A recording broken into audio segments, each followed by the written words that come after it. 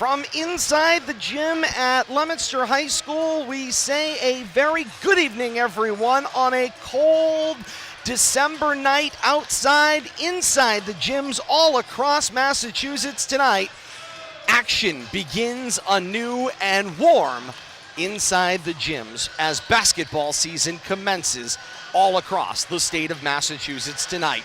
And in central Massachusetts tonight, we get ourselves a dandy for opening night. Where better to start than inside the gym at Leominster High School tonight as Leominster gets set to play host to the Pioneers of St. John's. A battle of a Leominster team that had a phenomenal 21-22 campaign, finished 15-5, and were eliminated in the round of 16 in the Division II playoffs. Meanwhile, on the other side, a St. John's team that by their own historic standard, that 21-22 campaign would be considered a lackluster performance, 10-12 overall, but it was a transition year.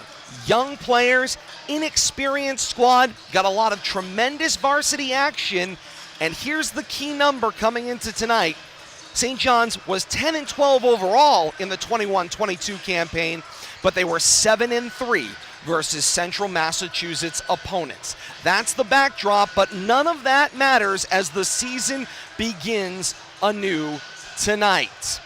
We welcome you into our courtside broadcast position alongside Bill Thomas and Kate Robbins, Todd Robbins for RFM, and great to have you along with us back inside the gym at Leominster High School for another exciting basketball season. 14 games on tap over the next 3 months, and we're looking forward to that action as well. We also welcome those of you joining us in replay via our partners at Leominster TV on the channels of Comcast, Verizon, and Leominster.tv. Good evening to you as well.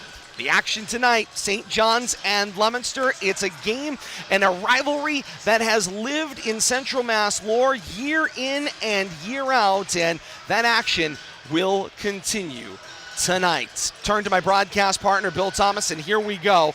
Leominster and St. John's. Billy, every time they get together in any sport, it ends up being an exciting night, but what a great place on the schedule. Basketball has done this over the last handful of years. Football has done it over the last handful of years. Bring together two traditional rivals, let them clash on opening night, and despite what we said about last season, none of that matters when the ball goes up at tip-off. Absolutely, Todd. You hit the nail right on the head. Whenever these two schools, you might as well call them both Division I schools when it comes to Central Mass sports.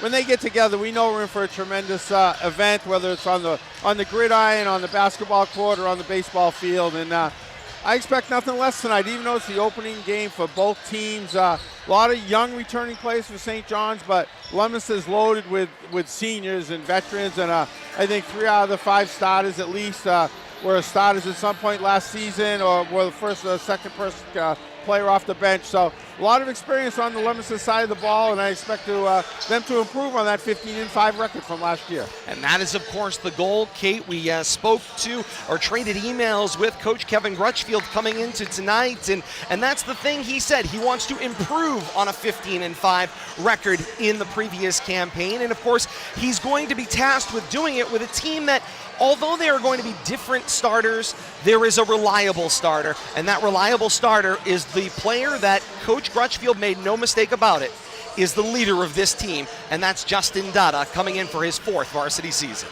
When you talked about their record from the 2021-2022 season, and it was more than respectable, as you said, and so as Coach Grutchfield has Dada as a senior this year, of course you're looking to build upon that. One of the items that we noticed last year is that a lot of pressure was put on Dada, a lot of times self-inflicted, but you never really knew who else on the roster for Leominster on a given night was going to step up and have a big game. It can't just be Justin Dada all the time. He needs the pieces to come together, and you need various sections of your starting lineup or people off of your bench to have big games so that not all the pressure rests on the shoulders of one individual. There's a lot of talented athletes on that Leominster Blue Devils varsity squad, both upperclassmen, and of course we have that spark of some underclassmen as well that I'm sure we'll talk about coming out off the bench. It's going to be very interesting to see. But as you said, going up against St. John's in week 1, it's phenomenal to be able to have kind of that rivalry feel back. I miss St. John. I miss having St. John's around in basketball and in football. So it's kind of a nice treat right now, and it's a phenomenal litmus test. If you think that you are one of the big dogs in Central Mass, this is a great litmus test for you, because although St. John's is starting its season in Central Mass, really the meat of its schedule is in Eastern Mass in that Catholic Conference. Indeed it is. And Bill Thomas, you alluded to it a little bit ago about the Leominster team, and that is an experienced set of starters. Sure, they haven't all started consistently over the entirety of their career, but every player that will take the floor tonight, and this speaks to Coach Kevin Grutchfield's strategy in bringing along younger players. They have all had meaningful starts on the floor at some point in their sophomore, junior, and now senior season. Yeah, absolutely. Coach Grutchfield done a good job with his bench, not relying heavily on five, getting ready, for second halves of games, and making sure that he's got players coming off the bench that are fresh, but are game prepared. And now they're season prepared when they have to step into the role that they were coming in to fill off the bench. They're coming in as a starter now, and they got to set the tone. It'll be interesting to see how these starters, I think Ricky Encarnacion was off the bench last year for a better part of the season. I think Chase House was too. So we'll see how these guys fit in as starters now. Set the tone, see if they can't get that starting five off to that fast start that we like to see. It's going to be a fast game tonight. I see a lot of athletes out here, a lot of height. I expect some fast break, a lot of running. Might see a score, even though it's the opening night, 70s, maybe in the 80s. Indeed, it could possibly be. And sorry, Coach McCall had a question. I was going to say, and that just tells you the kind of night it is, the kind of opening night. Fitchburg does not have an opening night tip-off, so Coach James McCall is sitting down here on press row with us. He's my bench mate. I was going to say, as we share spots with us. But this is the kind of night it is. This is the kind of action that gets you excited. I said it on social media because the one and only Tom Flanagan of the Worcester Telegram said it on social media. This is the pick of the night. This is the game to be at here in Central Mass. The official kickoff of the 2022-2023 basketball campaign happens here tonight on RFM. Whether you're joining us via our usual home of Facebook Live, our long-term home, or whether you're joining us tonight for the first time live with basketball on YouTube or Twitch. Great to have you along with us wherever you're joining us from tonight. And warm-ups going on out on the floor, and it's time to talk a little bit about these St. John's Pioneers, who are no slouch in and of themselves. We talked a little bit about their schedule, but Bill Thomas, the thing that we're seeing with them is size. They are big. Yeah. They are going to control a lot of space in the post. Yeah, that's one thing I'm watching out here is the size, and if they put that size together with the athletic ability that I'm quite sure we will see tonight. Offensive rebound is going to be important, or defensive rebound, whichever side of the ball you're on. A lot of battles, I think, going to be going on under the basket tonight, and I think that might be where the game's going to be won, either offensive rebounding or just working the paint and getting yourself in position, take advantage of the height, especially on the St.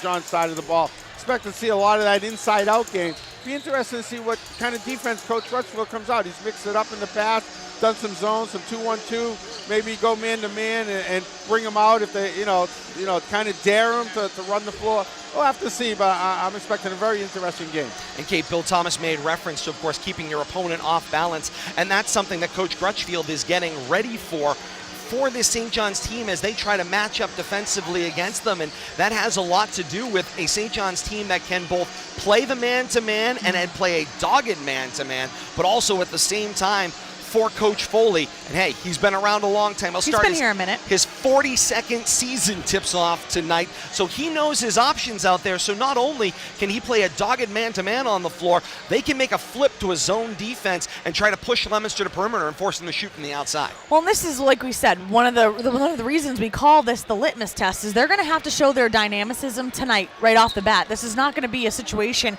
and where you can kind of have that long smolder to get ready.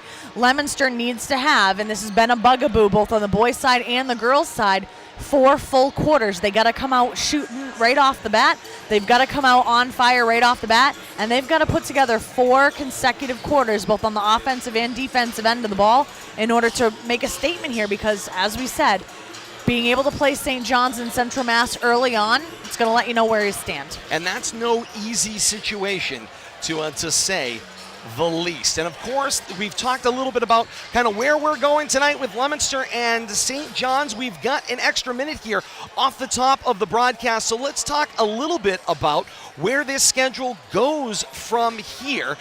And there is a busy year of boys basketball ahead, both here on RFM, but also for this boys basketball team. Bill Thomas, they start off with St. John's tonight, and then they're the Road Warriors. They're on the road at Algonquin, then they're on the road at Burlington, then they travel for the Framingham tournament over the holiday break, and then it's on the road at Shepherd Hill, on the road at Neshoba, on the road at Wachusett. Leominster doesn't get another home game until January 13th on the boys' side of things. Well, you know, that if they can become road warriors and be successful at it, Todd, you know that's going to set them up for the last half dozen games of the season. Peeking at the schedule, it looks like 5 out of the last 7 are going to be at home. That's really where they got to take care of business. So if they can get through this stretch of consecutive road games at about 600 or better, you know, pick up 6-7 wins out of these first 10-12 games, and maybe 8 wins, get off on a good note, and then just take care of business when you get home.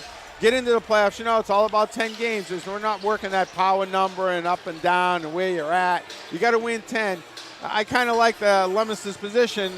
Prove yourself on the road and then come in and take care of business at home to set yourself up for the playoffs. Indeed they will. You can see a litany of boys games ahead for us here on RFM. 2 before we take the holiday break here at home at St. John's, and then the opportunity to go out on the road to Burlington over in the Middlesex League. It was a phenomenal game here last year at the gym at Leominster High School. We're looking forward to head down to what is a beautiful facility down at Burlington for that action coming up later on in the month as well. And then it's into the new year when we'll see Leominster and Fitchburg and the return of the boys-girls doubleheader. We'll have that action for you coming up as well. But before we get there, it all starts here tonight. It's Leominster and St. John's. We check the pulse of both teams when we continue. Tip-off of Leominster and St. John's following these introductions and the national anthem from the gym at Leominster High School. You're watching high school basketball right here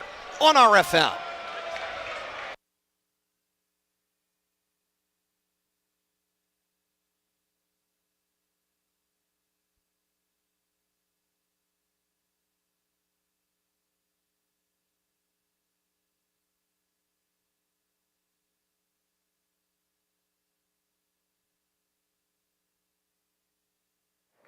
Very good evening, fans, and welcome to the gym at Leominster High School for tonight's opening night of varsity basketball action featuring the St. John's Pioneers and your Leominster Bulldogs.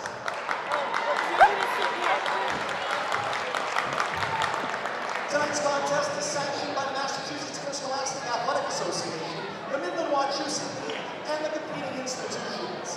Fans, join us as we back the National Federation of State High School Associations initiative to bench bad behavior by positively supporting the hard work of student athletes, coaches, and contest officials. Be loud, be proud, be positive. Thank you.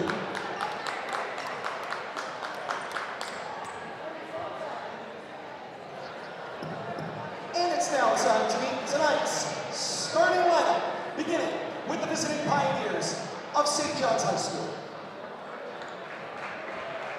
At guard, a sophomore, number 14, Nick Barnes.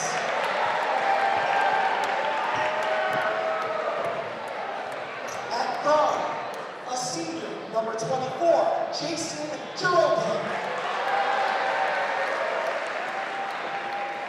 At forward, a senior, number 32, Ryan Miller.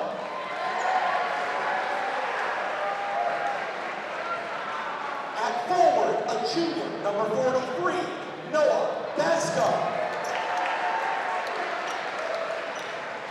And at forward, a senior, number 44, George Ireland.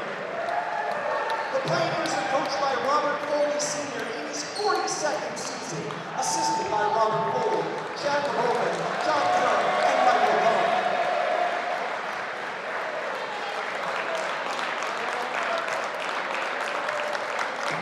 And now, let's meet the starting lineup for your Leominster Blue Devils.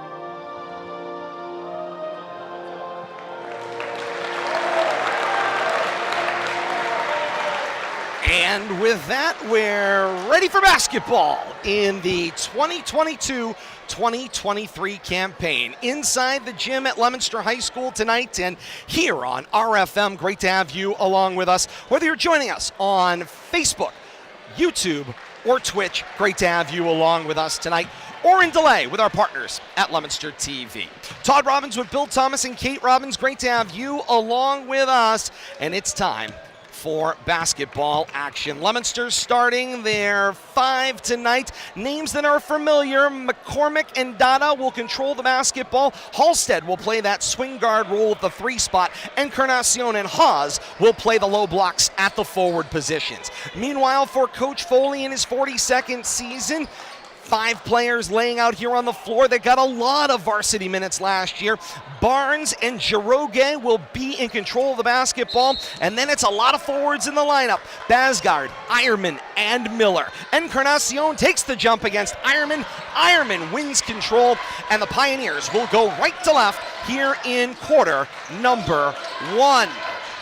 Pioneers wearing the road red on red, offset with white numerals front and back. This is Ironman with a low block drop for Barnes. Barnes goes back up top. He finds Giroge. Giroge entry into the post for Basgard. Whistle before the shot. The foul for contact on the floor. 7:34 to play here in quarter 1. Still a scoreless basketball game. First foul goes against Leominster on the night. It's Bill Haas.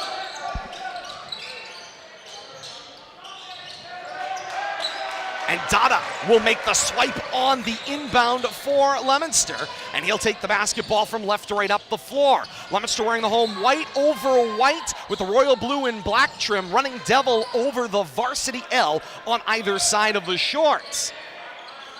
Terrence McCormick swings for Haas, then for Encarnacion. Encarnacion finds Dada. Dada the drive, then takes it back out. Hildell swinging around, finds its way to Haas, into double coverage. He goes hard to the floor. He was looking for a foul, but it was all ball and a nice block by Basgard going to the baseline. Ball out of bounds and Leominster keeps the basketball. St. John's big man doing the job underneath, shutting down Leominster's drive. They're going to control a lot of space, Bill Thomas, and they certainly are on this first pass down the floor. Nice baseline find for Haas, swiped away by Basgard, and the shot clock goes off. But in transition down floor, it's Giroge with the lay-in, and the Pioneers draw first blood. 6:45 to play here in the first. It's 2-0 St. John's. Good heads-up basketball there, St. John's, not afraid to run. Whistle for a reach-in foul call. This one's going to go against Barnes. And Bill Thomas, we mentioned the shot clock as it resets here. Massachusetts has adopted the National Federation rule for shot clock in this campaign. 30 seconds for years, now 35 seconds, the same as you saw in college basketball on the men's side for years and years. Yeah, good point. I just noticed that, Todd. We're not working with that typical 30-second shot clock this year. We'll have to see if that changes the game at all. Dada slows it down a little. The inbound for McCormick. Swings it for Halstead. Halstead for Encarnacion. The drive floats it up, a little too strong, off the glass, and the rebound down for Ryan Miller. Leominster falls back into their man-to-man. Go baseline. Haas with the tap, crossing through the lane, and it's taken away by Dada. Dada up floor, presses the tempo down the lane, bothered, misses everything on the lay-in, and it's Basgard for the rebound. Right back down the floor come the Pioneers. Shea McNulty on the floor, got his first touch. Now he'll get one here with the dribble. Gave it up, put it in the corner. Find Giroge. Giroge with the drive to the elbow. Drops it off for McNulty. McNulty turnaround, knocked down by McCormick, but he let the ball go. McNulty followed up and missed the lay-in. Halstead skidding into the baseline, and he'll end up out of bounds on the hustle play defensively. Pioneers keep the basketball, and in this first time interval of the first quarter, Kate, it has been a low-scoring basketball game. It's been a low-scoring basketball game, but everybody's already broke a sweat, so things are going well. It's not that it's not been clean, but it's been a little bit chaotic out there thus far. Things have been a little bit frantic. You can tell right now everybody's trying to get their sea legs under them. Ricky Encarnacion guards the inbound from Barnes. Bobble the ball, dot out of the floor. Whistles come, held ball, and on the alternate possession, it's going to be Leominster basketball. Good active defense right there, that man-to-man. It's like every player has 4 hands, hands everywhere. And good job knocking that ball loose. Second time they've created a turnover. First few minutes of this campaign, what stood out to me thus far for Leominster is how much more athletic they look out on the floor. The tip and steal for Barnes, and then the push call on Halstead as he tried to use the baseline as a second defender. Yeah, sloppy pass right there, and then ended up costing them a foul. Saved them a basket, though. Almost a clear path there, and Barnes was on his way. Thought that was headed to our lap. You know how much I love that. Barnes with the inbound for Miller, right back to Barnes. Then Basgard in the lane, fakes baseline, turn around, lay-in is good, and it's a 4-0 run 3 minutes into this first quarter. McCormick lines up a 3, too strong, over the backboard and out of play, and the ball will go back to St. John's. Lid on the basket here, first couple of trips down the court for the Blue Devils.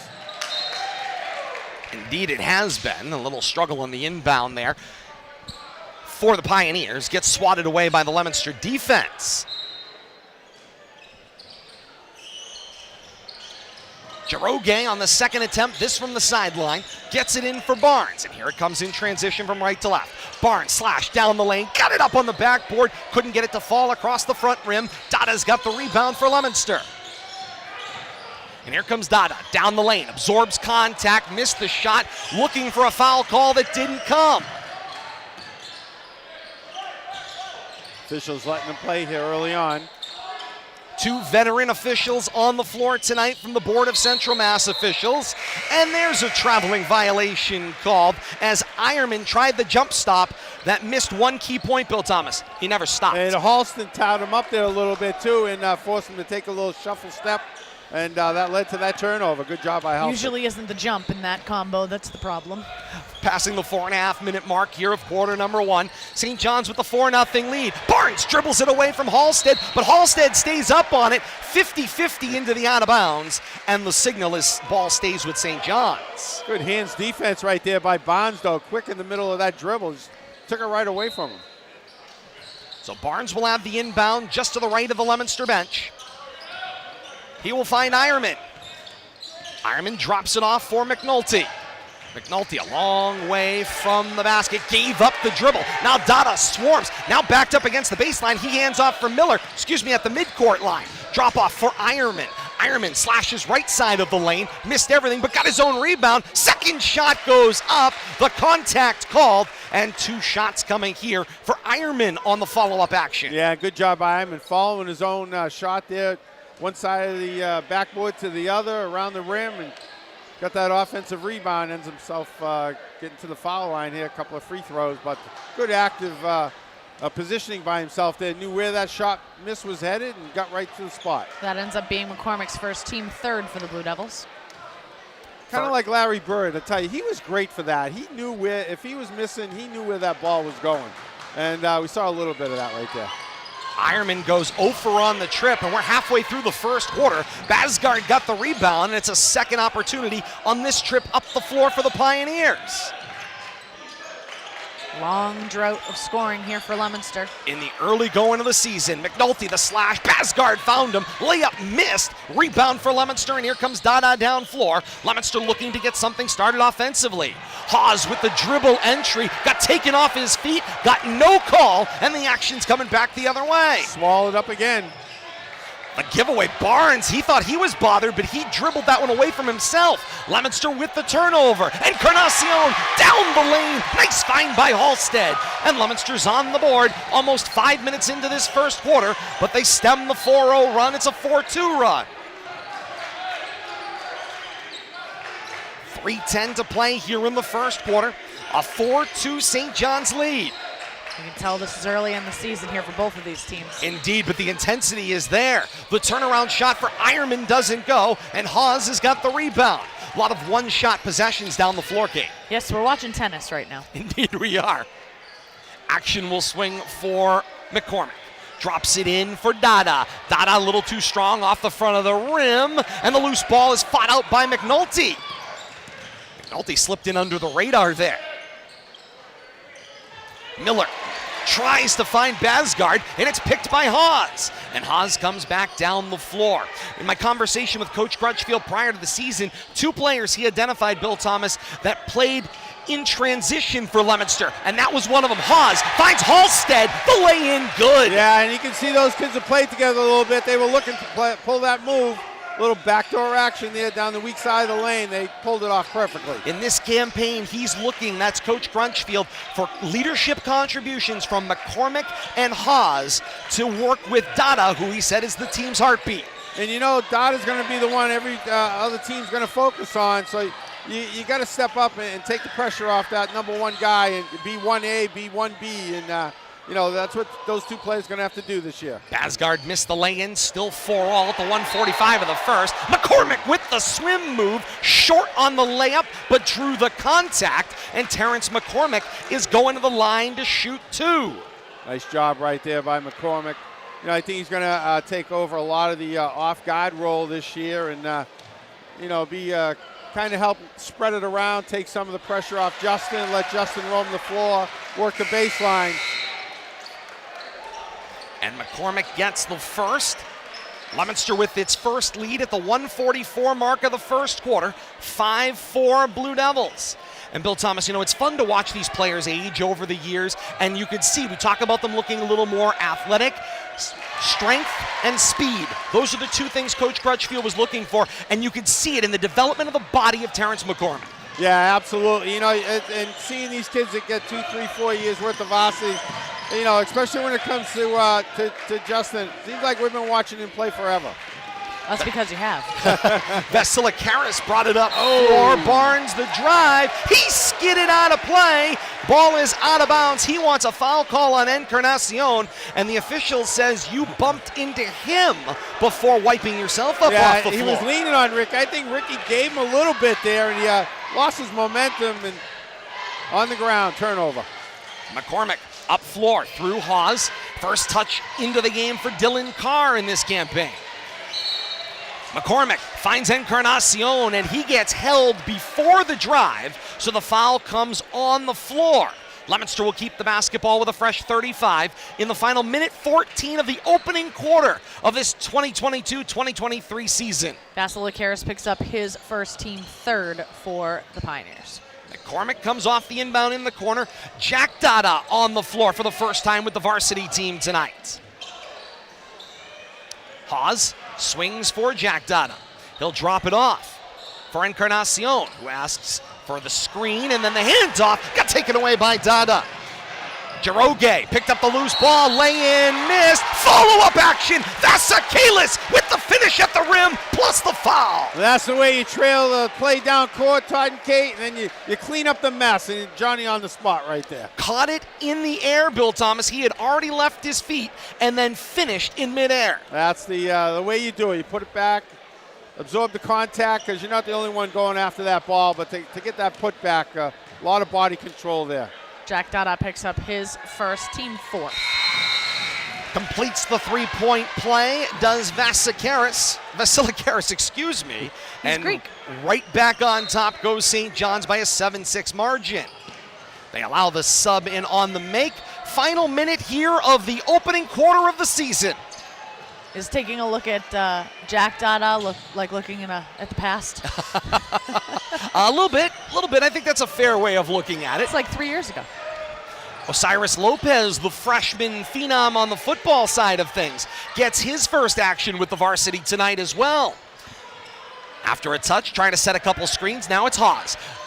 Lopez flashes, low right block, creates space, turn around, taken away by Jiroge, kept alive by Lopez, finds Dada, and Dada will finish at the rim for his first points of the season. Nice job right there, never gave up. Cyrus staying with it, gets his own rebound, finds the open cutter. Final 20 seconds of the first quarter. Vasilikaris drops it off for Barnes. Barnes walks it back toward the timeline, now steps up to the arc.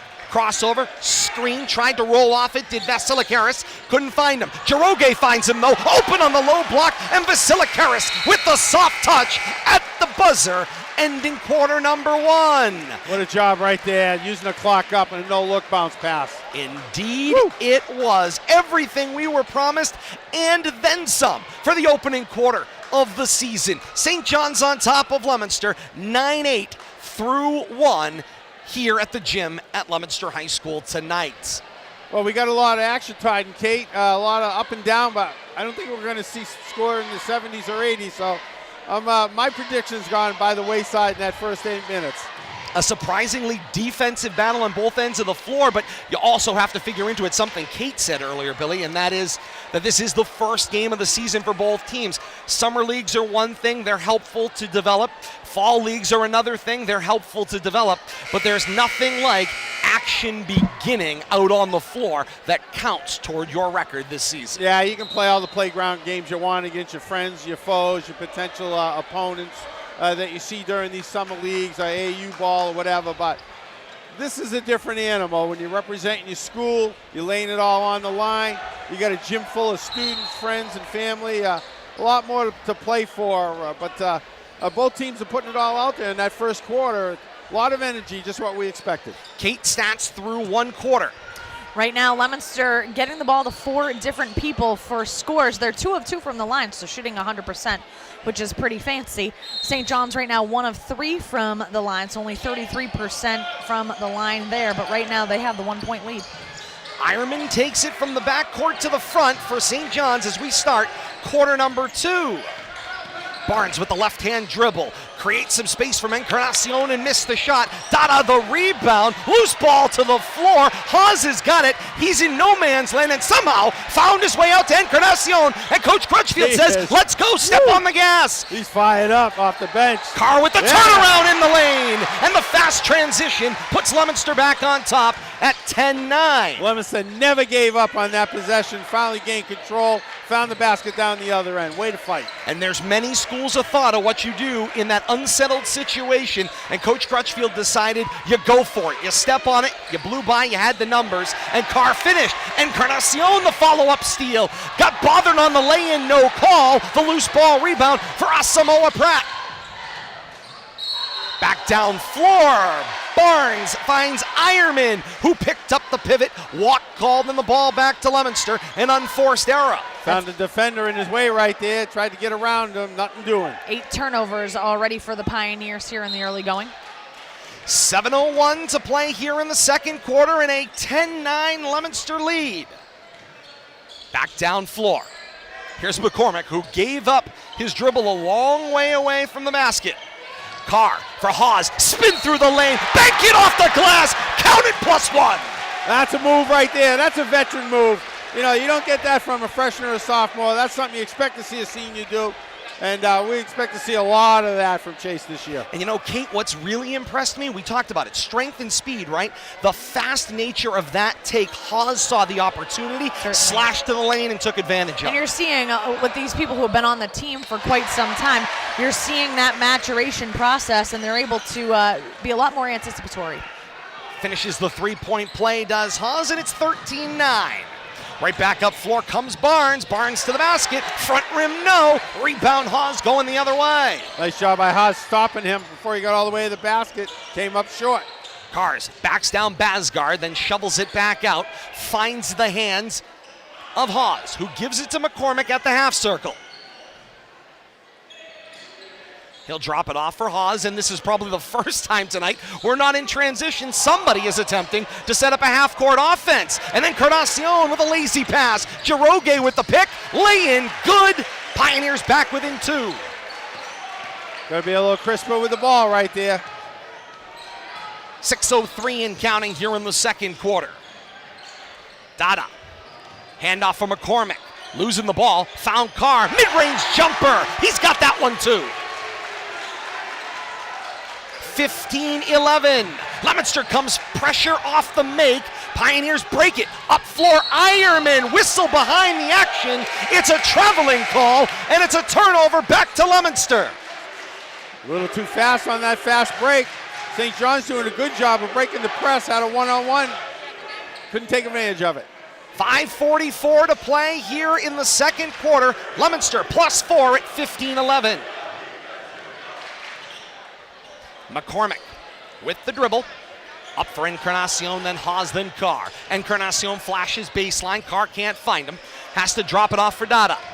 Dada slashes through a triple team. Got grabbed on the way up. This should be a two-shot opportunity. And Justin Dada will go to the line shooting two. 5:26 to play here in the second quarter, and a 15-11 Leominster lead. That's McNulty's first, team fifth for the Pioneers. And that one rims out for Dada.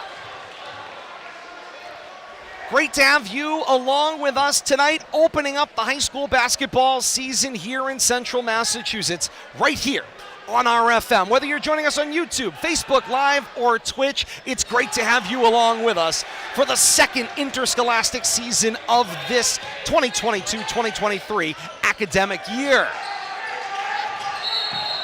And there's a pickup of the pivot foot for McNulty. And the ball back down floor. Once again, good pressure defense by Leominster, coming out challenging the ball handler, creating something, getting a turnover out of it. 5:16 to play before halftime, 15-11 Leominster's lead. This is McCormick. Steps over the timeline, working with the left-hand dribble. Drops it off for Dada. Dada back to Haas. Haas is going to now take a run at it.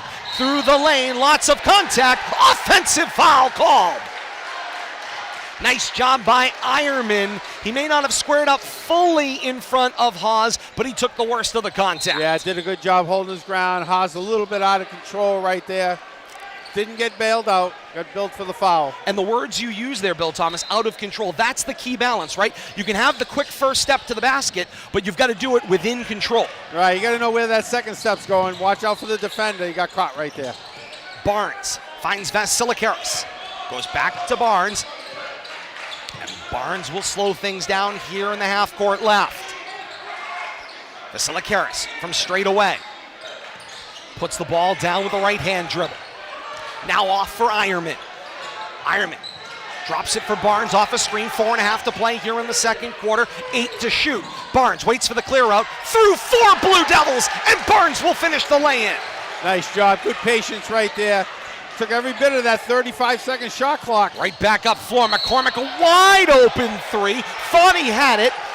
A rebound for Vasilikaris, and the foul is away from the basketball. Yeah, I think it looks like he got through, who was that? Carr to the floor there underneath the basket going for that rebound. That's where he got billed for that. Vasilikaris picks up his second, team sixth for St. John's. And Vasilikaris has had a great presence on the floor for St. John's here in the early going. He certainly has. I mean, he doesn't tower over everybody, but he has a physical presence. Dada absorbs the hand check on McNulty, and that's 7. That should put Leominster at the line, shooting the 1+ option. Little, all the action we've seen, and bodies hitting the floor. A little ticky-tack foul right there, but maybe something just to slow the action down. Leominster in the bonus for the rest of the half. Dada can't get the first one to fall. Battle for the rebound between Carr and Vasilikaris. Carr gets the tie-up, and Leominster has the arrow. Nice job right there on that miss. Dada struggling from the line, 0 for 3 tonight.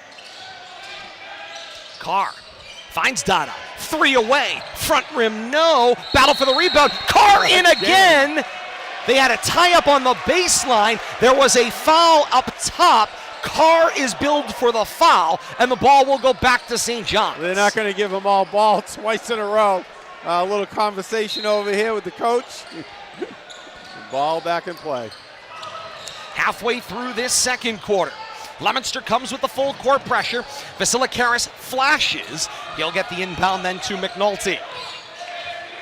McNulty now in the half court left. Drops it off for Ironman. Ironman, the catch and replace for Ryan Miller back on the floor. Miller screens for McNulty. The roll off, couldn't complete the pass. Miller got it back, and Encarnacion makes the pick. Crosses it away from McNulty, and then settles the action. Tries to throw a bullet to the baseline. It got deflected out of play. Nice job there by Encarnacion, though. Good anticipation, waiting for some help, and pulled it back out. Got some help. See if they can't convert now. Last touched by St. John's. Leominster gets the follow-up action.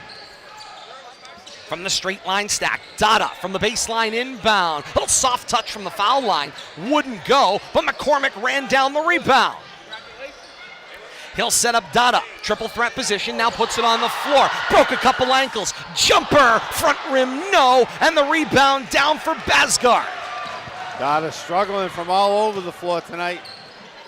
Mid-season, he'd be hitting a lot more of those. 3.5 to play here in the second quarter, and it's 15-13. Leominster on top. Both teams have gone a little quiet over the last couple of minutes. Basgard backs down. Carr rises up and lays it in and good. We're at 15 all. Good job using his size right there. Little jump hook. Back down floor. Encarnacion for Carr. 3 away. Tried to body English it in, but the rebound gets run down by Miller. Inside, Vasilikaris through a triple team. Finishes the lay-in and takes the foul. Using his size to his advantage right there. Got that post-up position. A little soft one off the bank. Gets the and one. 2:56 to play before halftime. St. John's reclaims the lead at 17-15. This is about what we expected. Not that snail's pace of that first quarter, but business has picked up a little bit here. The early part of a championship fight, Bill Thomas. They can't be swinging haymakers in round number 1 as Vasilikaris finishes another 3-point play tonight. And a 3-point lead for St. John's at 18-15. 2:45 to play in the second. McCormick with the baseline, tried the turnaround. It got swatted away by who else? Vasilikaris again. You're struggling with his name, but you're saying it so much, you're going to get it right by the end of the night. Beautiful attempt on offense, masterful play on defense there. No doubt about it. Lopez saw McCormick and couldn't complete the pass because of Vasilikaris. Here's McCormick for Lopez. Lopez for Carr. Loose ball to the baseline, juggled and out of play. And the ball will go back to St. John's. And Coach Kevin Crutchfield says timeout. Nice job by Basgard over there, causing that turnover off the dribble.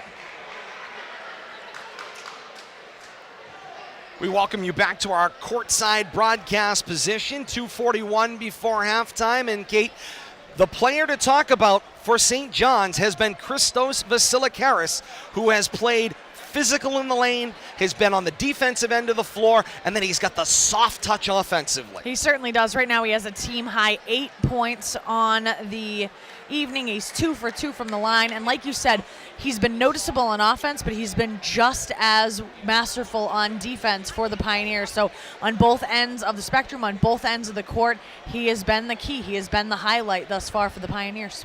And Billy, if this is any sense of what high school basketball is going to be like this season, going to be a lot of exciting basketball games on the schedule. Yeah, I mean, this is a great way to kick off the season, but we're going to have a lot of games like this. There's a great competition. The level of competition on the schedule is really, I think, been raised a notch or two this year, traveling outside the region. But I tell you, nothing like playing a local rival to start the season off, to get everybody's juices flowing. That's exactly what we're seeing here tonight. So great to welcome all of you who are joining us, maybe consistently year in and year out, like the Dada family, who's been with us since we got started here on RFM back in 2018. Or maybe you're joining us for the first time tonight on YouTube, Twitch, or Facebook Live. I've got holding we welcome. on 5. I was going to say, flag is out and the quarterback's got a hold. That's right. Lopez billed for the foul, his first. It's the 8th called against Leominster, a 1-and-1 opportunity for Christos Vasilikaris. Both teams will be shooting the rest of the half.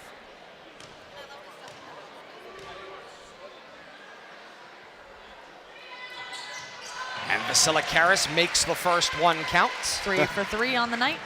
Dada trying to get the ball in play before anybody noticed. Take any advantage you can get and make it your own. Vasilikaris 2 of 2 on the trip and expands his team leading 8 to a team leading 10 of the 20 points thus far scored by the Pioneers. Well, his cobwebs are gone from the early season. I was going to say, he's ready to go ready to go on opening night. 2:22 to play before halftime. St. John's with a 5-point advantage. Carr After McCormick goes around the world from the elbow, side rim won't go. And the rebound down. Back down floor, it's Barnes. Knocked away. Loose ball in the paint. Battle for the basketball. Miller tied up with Halstead. Whistles kill the play. Held ball the call. The alternate possession favors St. John's. Coming up at halftime, Kate Robbins has got your first half recap statistically. We will also preview second half action and the rest of the season to come. And hey, there's another team we'll be following as well as on the girls' side of things. We'll have opening night for Leominster's girls basketball program under head coach Rusty Frederick coming up on Tuesday as they play host to Quabbin right here at the gym at Leominster High School.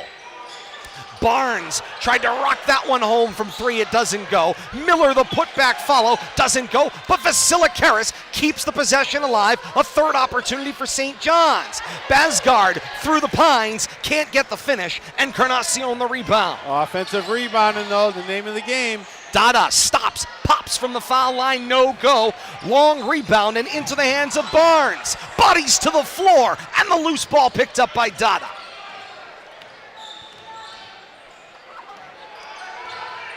Dada for McCormick. McCormick down the lane. The takeaway for Barnes. Now Barnes with the ball. Back down floor. Finds Jiroge leaking out. And Jiroge can't finish the contested lay-in. Dada says, let's respond. Back down the floor. Draws the contact. Going right at the senior Miller.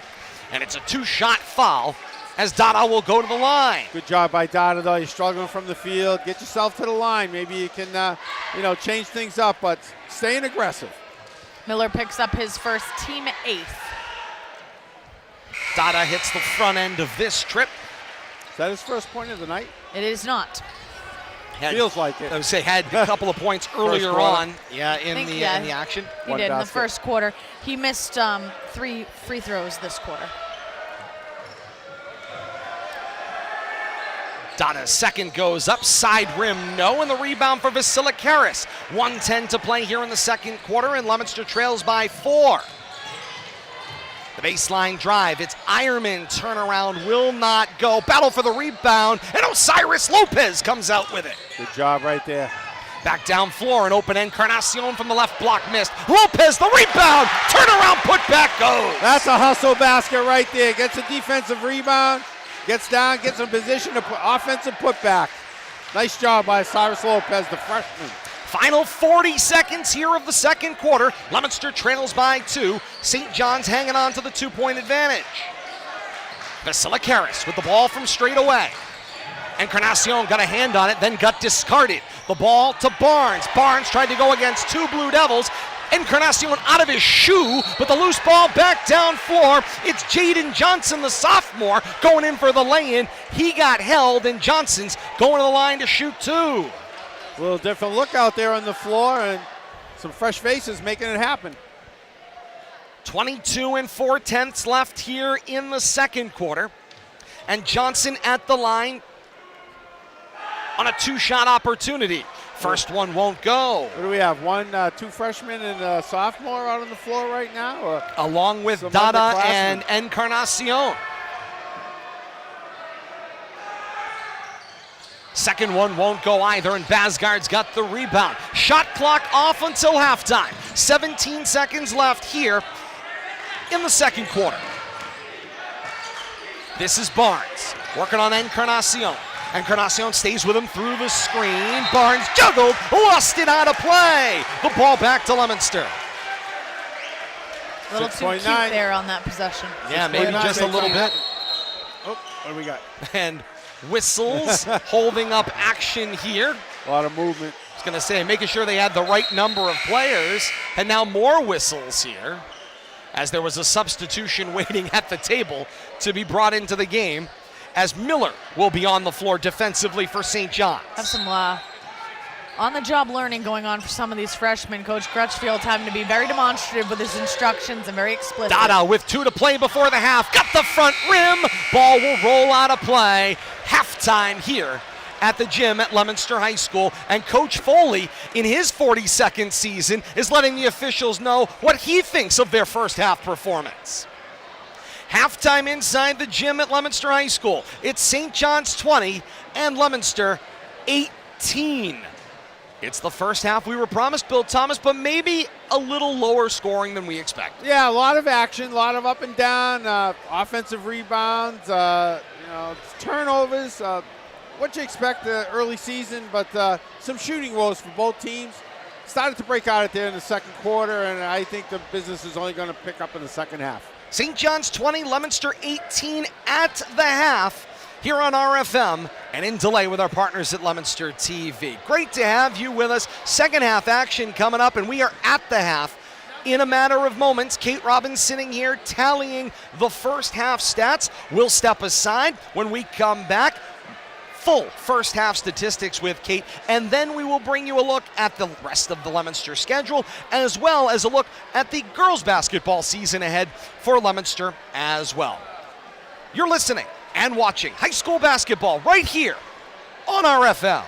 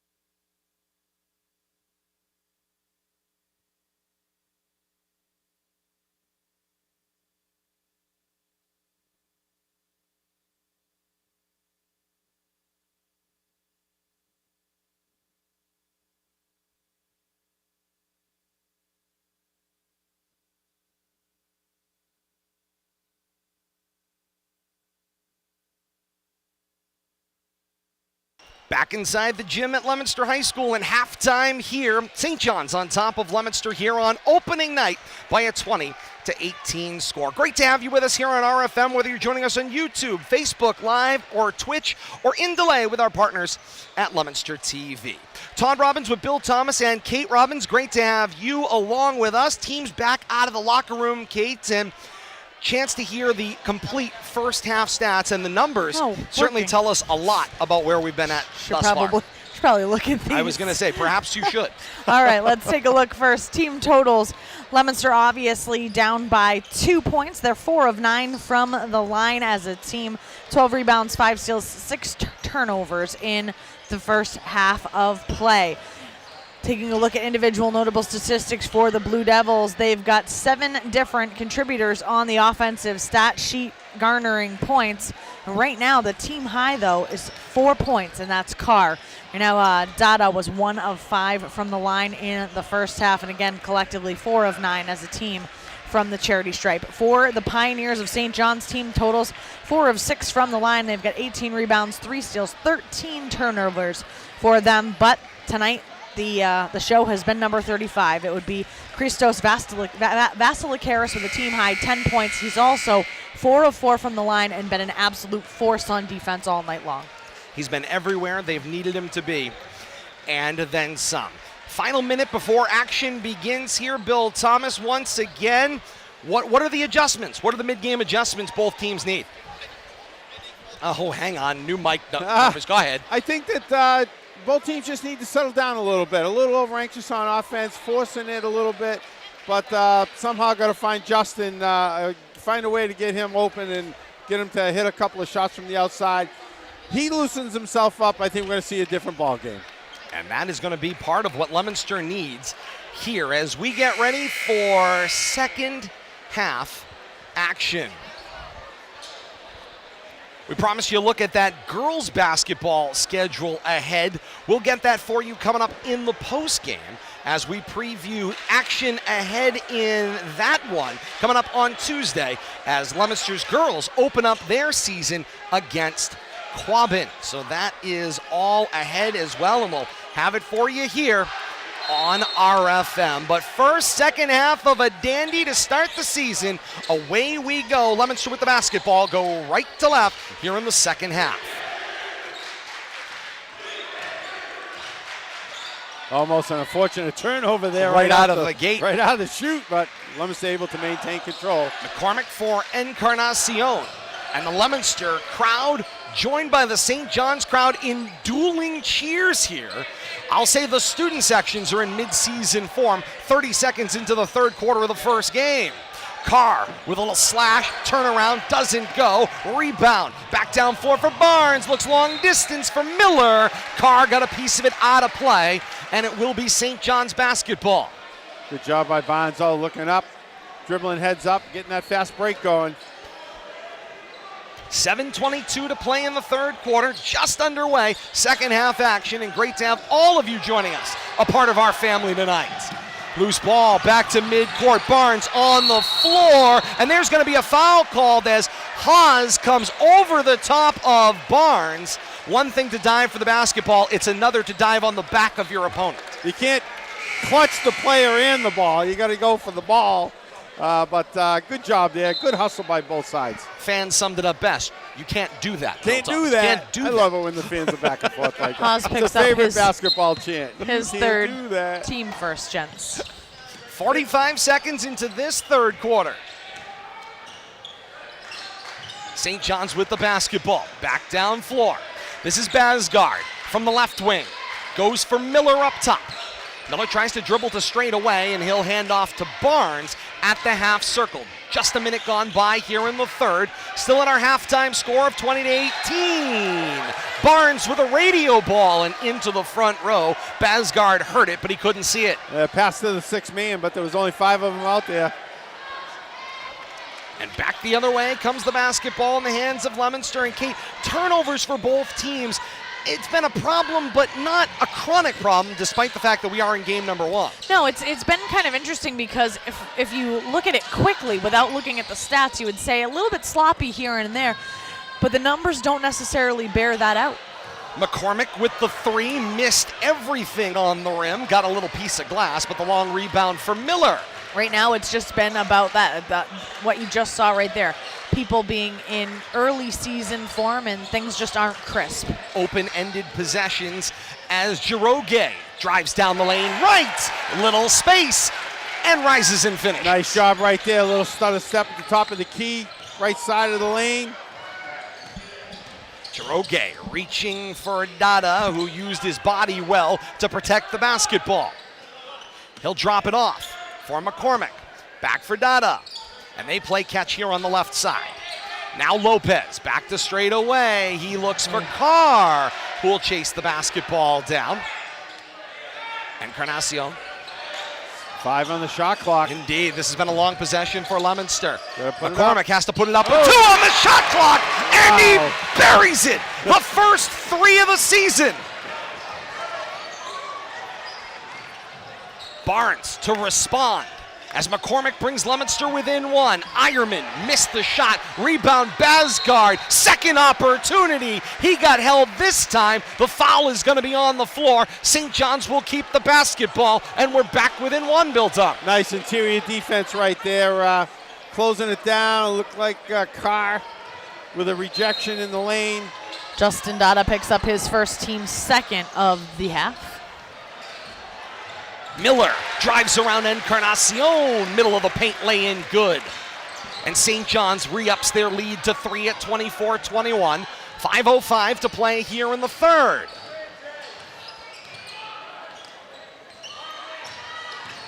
This is McCormick. McCormick around the world, drops it off for Dada. Dada goes reverse, down to the right side of the lane. Back for McCormick, side rim, no. Tap and the rebound for Basgard. Right now, Leominster being out-rebounded 4-1 at this point in time. They need to clean it up under the glass. Cut it out. Giving up size in the paint for sure. This is Barnes, inside out. Finds Miller for a 3. Ends up being a great pass on the missed shot. Ironman makes the catch and then lays it in and good. Johnny on the spot, in the right spot. That was not to plan. Doesn't come much easier than that. They count him on the board all the same. 4:13 to play in the third. Justin Dada from NBA missed the 3. Now Barnes to the 4. He went skidding, bobbled basketball, and St. John's will keep. And Todd and Billy, what we're seeing once again is Leominster with those one-shot possessions, and they're being out-rebounded nearly exponentially here in the second half. That is a recipe for disaster in this quarter if they continue to do that. They need to be winning at least one of those battles, and right now they're not winning either, and it's by a lot. Encarnacion gets the inbound from Carr. Back to the top of the key. This is McCormick. Drop it off for Halstead. Now Carr.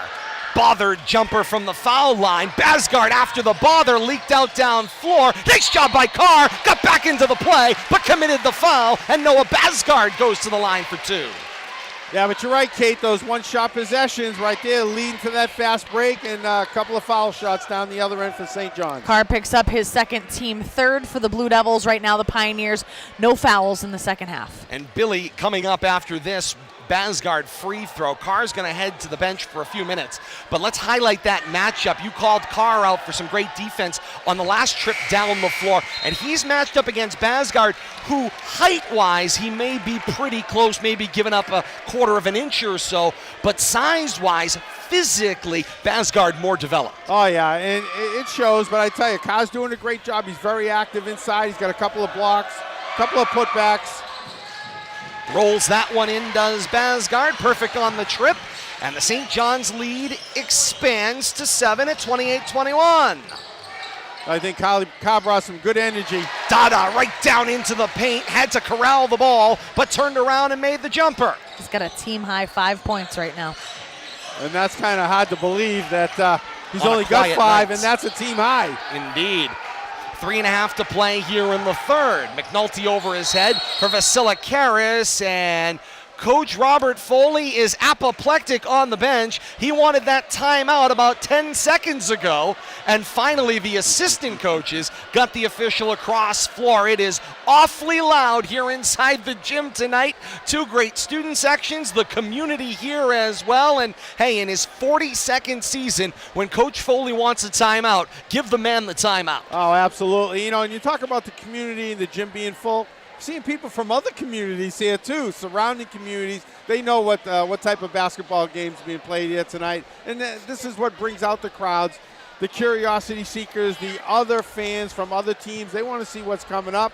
So let's go watch a good basketball. The only show in town, and I think both teams are putting on a good show tonight for the fans that are here. Had a great conversation with Fitchburg head coach James McCall here tonight. Exactly. Spending his Friday nights here. He's excited to get his team's action underway next week, and of course, get a little sneak peek at the blue and white before their matchup coming up in January. Yeah, and you know, you can never do too much coaching, let's say. You know, and you always see coaches sneaking in. Sometimes they hang in the doorways, on the sides of the bleachers, just trying to blend. But yeah, everybody knows this is a big game for the region, and if you're going to play either one of these teams, it's never too early to start scouting. And it's always interesting to hear what do opposing coaches not involved in the action see. He talked about the defensive play of Ricky Encarnacion being that gnat in the paint. He's everywhere they want to be, but that's Mr. Excitement. We know that from the football side of things. A lot of it happens off the ball too, and you don't see it, but it's very important. The entry pass for Ironman to Basgard. Basgard got the layup to the front of the rim. It rolled off. Out of play. Hawes cannot believe it. The ball is out of bounds. It will stay with St. John's.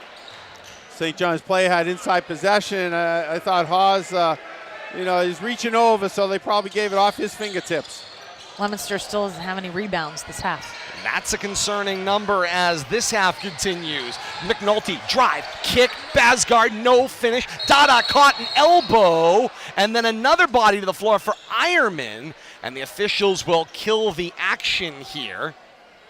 I think they want to have a little talk here, but Leominster is going to keep the basketball as the turnover occurred, and immediately the official blew the action dead for the medical situation. Good job right there. Stop the action, get everybody under control. A lot of bodies flying around. Once again, it's not that this game is heavy in turnovers. It's not that it's heavy in like crazy rebound action either. It's just chaotic. And it has been so well officiated thus far. Got to give credit to both officials on the floor tonight. Veterans of this North Central Mass board who have commanded the floor tonight in what is a difficult opening night assignment for a basketball official as well. The drive for Barnes, and Dada with the straight takeaway. 3-on-1 up the floor, drops it off for Johnson. Back to Dada with the finish. Nice job, nice give and go. Give it back, draw the defense, make it an easy 2. 3-point lead for St. John's, 2:15 to play here in the third.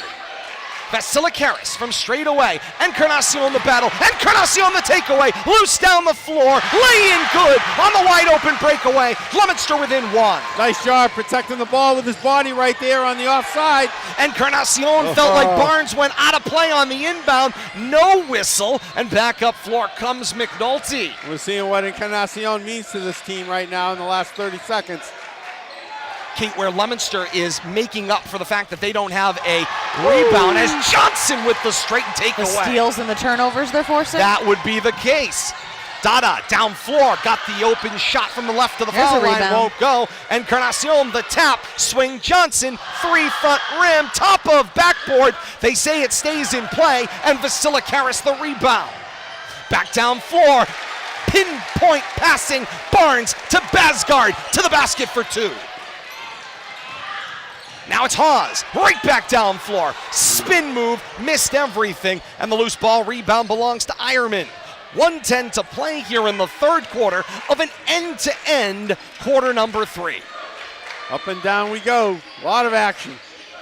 This is like the spin cycle in a washing machine. Indeed it has been, King. With an extra rinse cycle as Halstead makes the steal. An overactive agitator. What a move by Halstead. You see him dribbling the ball on on the floor, picking up a few extra seconds. Paid attention on Globetrotters night. Dada, discard, shot won't go. 40 seconds left here in the third. A lot of looking around, though, in certain things. There was no Leominster player ready to rebound that ball on that possession. Not one. McNulty loaded it up, ended up dishing for Barnes, who fed Vasilikaris, who missed the three, and Dada's got an uncontested rebound. Shot He's clock taking off. a breath. Take a sec. Final 20 seconds of the third quarter, and Kate, it's worthwhile. Slow the action here, get a last shot, and also get an early start on a blow going into the fourth quarter. And they both sides need it.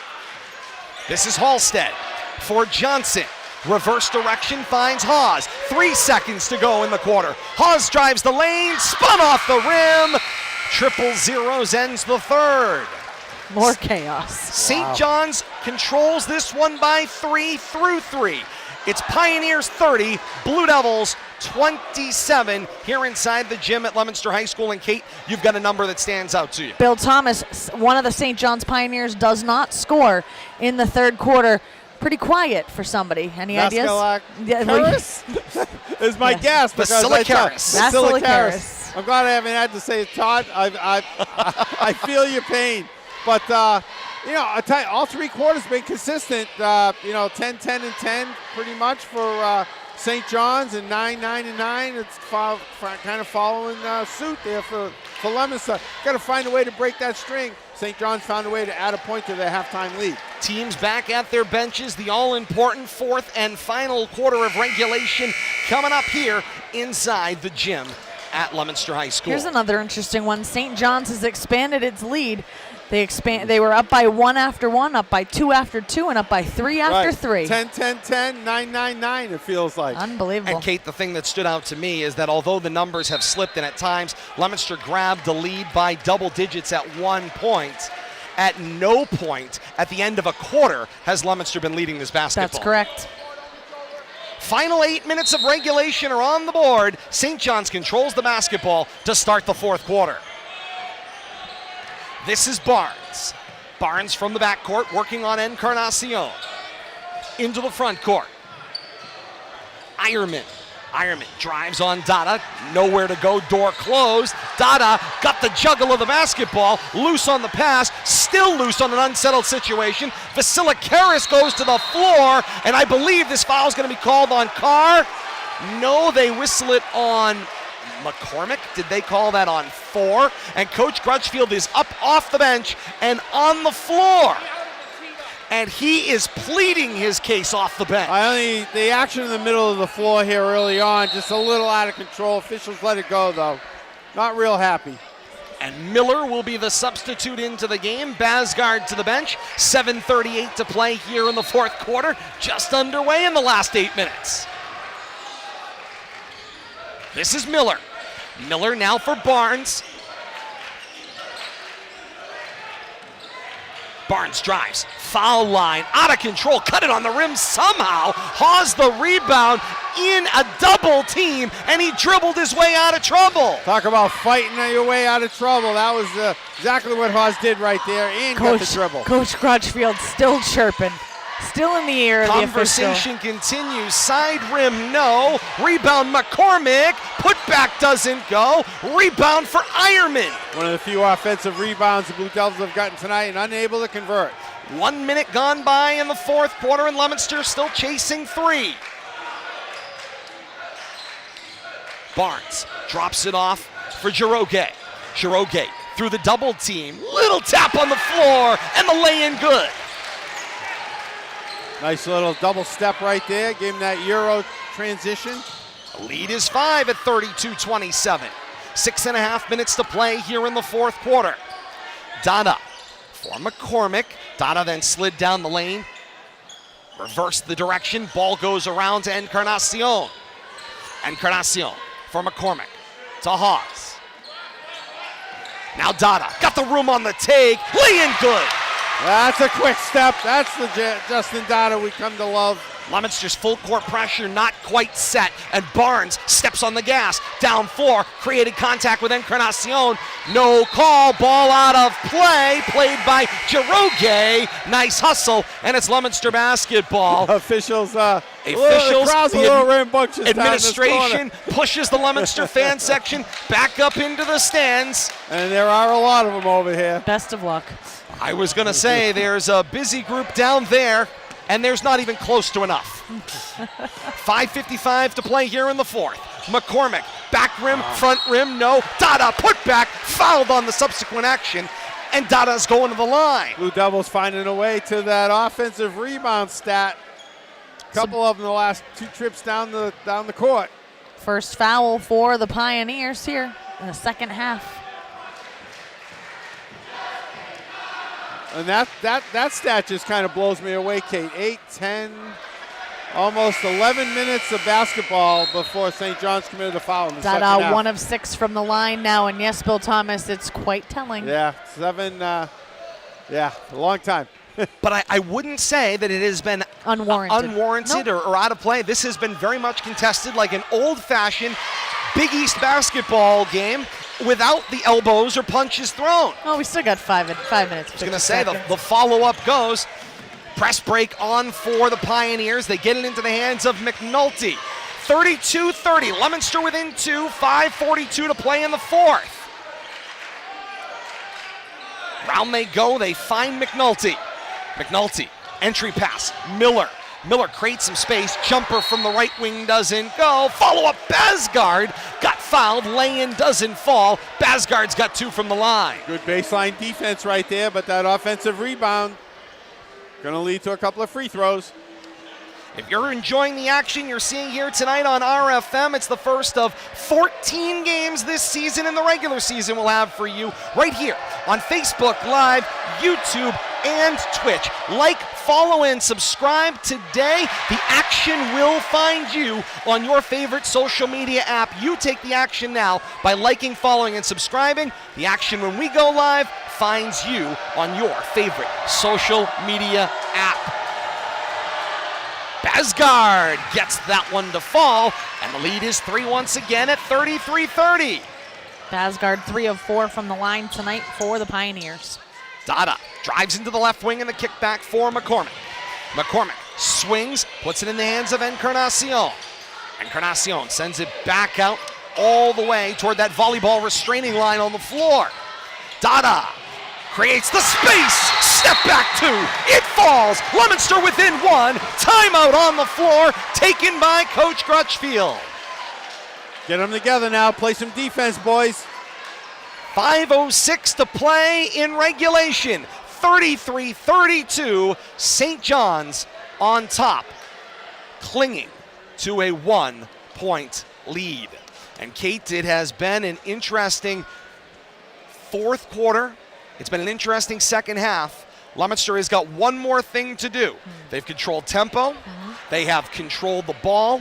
They have not come over the top in the second half to lead the basketball game. And that's absolutely true. And right now in this 4th quarter, Justin Dada has woken up a little bit. Right now he had through 3 quarters 7 points. He's added 5 more, so he's at 12 points. The problem, he's the only Blue Devil to be on the score sheet here in the 4th quarter. I know we're only 3 minutes in, but he's the only one contributing on the offensive stat sheet in this quarter. So Leominster has always been most successful when they've been able to distribute the ball to a number of different of scorers. So that's an item number 1. For taking a look at both sides of the ball coming down into the home stretch, nobody really in foul trouble except for Chase Hawes of Leominster. He has 4 fouls. Everybody else has 2 or less. So coming down the stretch, fouls should not be a problem unless you are Chase Hawes. Coming up post-game, you stay with us whenever this one finishes. We've got Leominster head coach Kevin Crutchfield coming to our courtside broadcast position, and Kate's complete summary plus a preview of the rest of the season to come here on RFM, YouTube, Facebook Live, and Twitch, and in delay with our partners at Leominster TV. A whistle comes. It's an offensive foul before the inbound. The turnover and the ball back to Leominster. Nice job right there by Carr, absorbing that contact. tell you, Carr's done a great job off the bench tonight. And as a defender, more than anything else, that's the storyline for Dylan Carr tonight. Leominster with the basketball, 5 minutes to play in regulation, chasing 1 point. McCormick the drive, he still had the basketball. Out of play ended up Miller holding the ball, and the whistle, they say McCormick stepped out first, and Coach Kevin Grutchfield's going to come all the way down and plead his case once again. Also a late whistle on that as the ball was going out of bounds as well. And I don't blame the official because you end up with 2 players standing side by side and one holding the ball. Yep. He's trying to figure out, what did I see? Correct. First. In that case, he says McCormick with the ball out of play. End up in about the same place. St. John's with the basketball. Barnes down floor. 4:45 to play here in the fourth, and the Pioneers would like to add to their lead. But Carr gets a touch on the ball. Follow-up action. Foul called as Miller steamrolls Carr in a loose basketball, and it's Leominster basketball. Once again, Carr in the middle of it. 4:41 to play in the fourth. 33-32 St. John's. Is it really December 9th? Officials hearing it from the other side. Now, you know it's a good game when both coaches aren't happy each trip up the court. 2 veteran coaches here. Billy likes it when no one's happy. No one's happy. Nobody's We happy. love it. Means it's an exciting basketball game. 4.5 to play here in the fourth. Dada lost the handle. Nice play by Jiroge. Outlet finds Barnes. Lay in good. Nice defensive play right there. And a timeout called. What we got? Football was put back in play. Up. Coach Grutchfeld got. Yeah, what are we doing? Something going on. Leominster kids acting up, really? It appears What happened? there are issues Couple in the escorts. hallway. Yep. Administration has been dispatched out to the hallway, stopping this game by the officials at the 4:27 mark of the fourth quarter. 35-32, St. John's on top of Leominster. It is well out of our sight line, but the Leominster administration on hand has been dispatched to the hallway for an unknown reason. Meanwhile, the majority of the fans are still inside the gym tonight. But additional fans now looking at what's going on in the hallway from the door. Chaotic situation here. Good job by the officials, though, trying to get things under control. The drive, Encarnacion down the lane, it's good. Leominster within 1 once again at the halfway point of the fourth.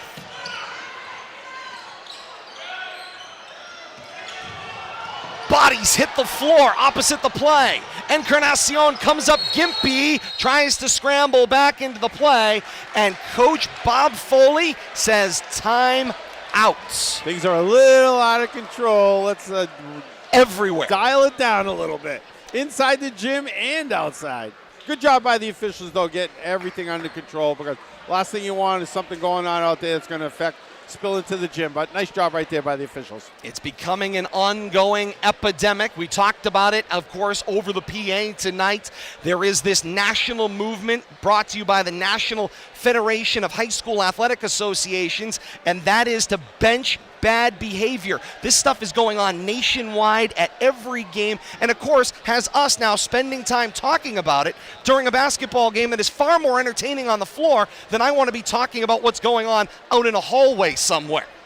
Couldn't agree more, Todd. And it's you hate to see this changing aggressiveness when it comes to athletics, non-participants, but something we have to deal with in this day and age. But once again, I think everybody involved did a great job to not allow that to escalate and not allow it to be a distraction. 3:49 to play in the fourth quarter. 35-34. St. John's on top of Leominster. St. John's with the basketball, 27 seconds to shoot. The reset here, fouls 5-3, 5 against Leominster, 3 against St. John's. So fouls to give in both directions here. Nobody's in the bonus at this point. Alternate possession favors Leominster.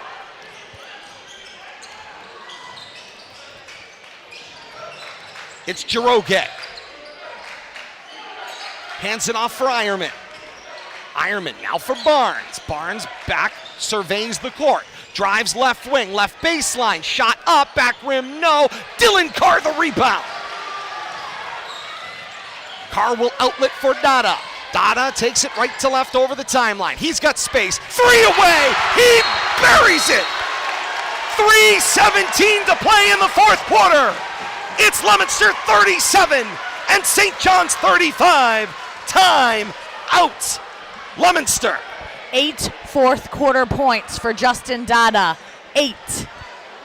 And I think that's Leominster's first lead of the night, Todd and Kate, if It's I'm not their mistaken. first lead since the first score. quarter of action. First quarter. It has been a long time since they came over the top, and we said it at the third to fourth quarter break in transition.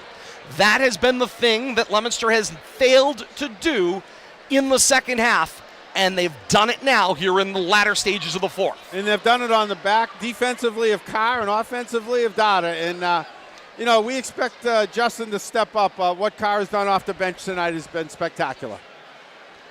Look ahead at the schedule for Leominster in the coming weeks. You can see they spend the majority of the season seemingly on the road.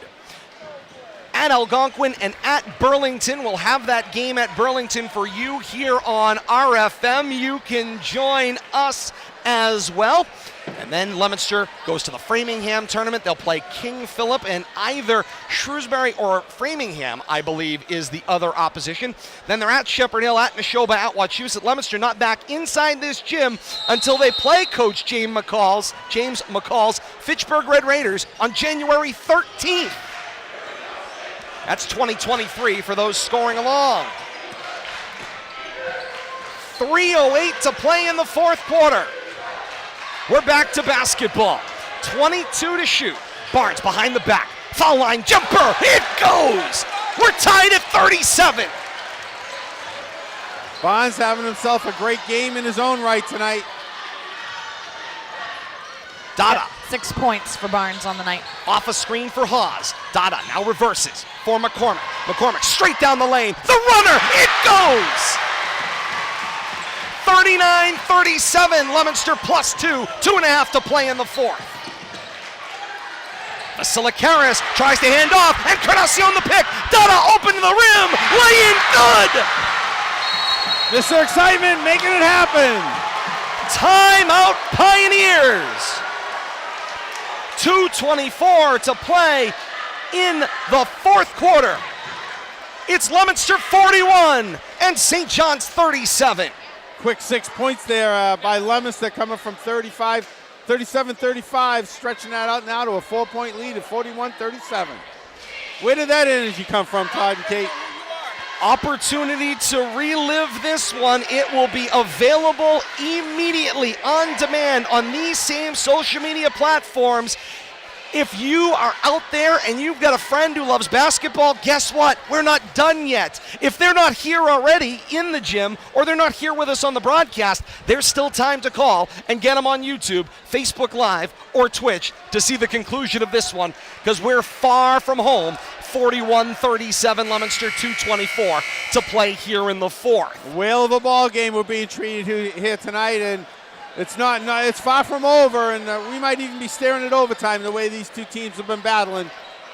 The reset still about the same place we were. 2:24 to play in the fourth. 41-37 Leominster lead. 5 fouls called against Leominster in the second half. 3 called against St. John's. Alternate possession arrow favors Leominster. St. John's basketball. They can run the baseline. This is McNulty. Tries to break the pressure. He finds Jiroge. Jiroge will bring the ball into the front court from left to right. Rocking the dribble back and forth. Spins off Dada. Dish down low. Basgard the finish. Nice job right there. Caught the Leominster defense flat-footed, taking advantage of that weak side baseline. Basgard with a team high 13 for St. John's. 41-39. 2 minutes to play in regulation. This is Carr. Carr drops to the right block for Hawes. Back for Carr. Coach Crutchfield with 19 to shoot. Let's diagram something up. Yeah, a little bit too much standing around there for coaches like it, and I don't blame them for calling that timeout. Let's get everybody together. 41-39, Leominster on top of St. John's on opening night. This has all the feels, Kate, of mid-February It's December 9th. It's opening night. It's one way to start your season. I mean, it's one way. If you want to get the cobwebs out right away and you really want to get an adrenaline rush, I mean, get the B12 out and put it right in, because holy cow, is this one. This will get you ready. I'm ready for February. When's the playoffs? When do they start? I was going to say, action begins tonight, and the battle continues to the Mid-Wach tournament in the latter part of February, and the MIAA tournament statewide coming in March. Leominster will be in Division II. They are a Division II statewide team for the remainder of this school year. St. John's Division I in this season as well. In the Catholic Conference. That is correct. They are in the Eastern Mass Catholic Conference for their league schedule. 1:55 to play in the fourth quarter. 41. I do miss them terribly, 39.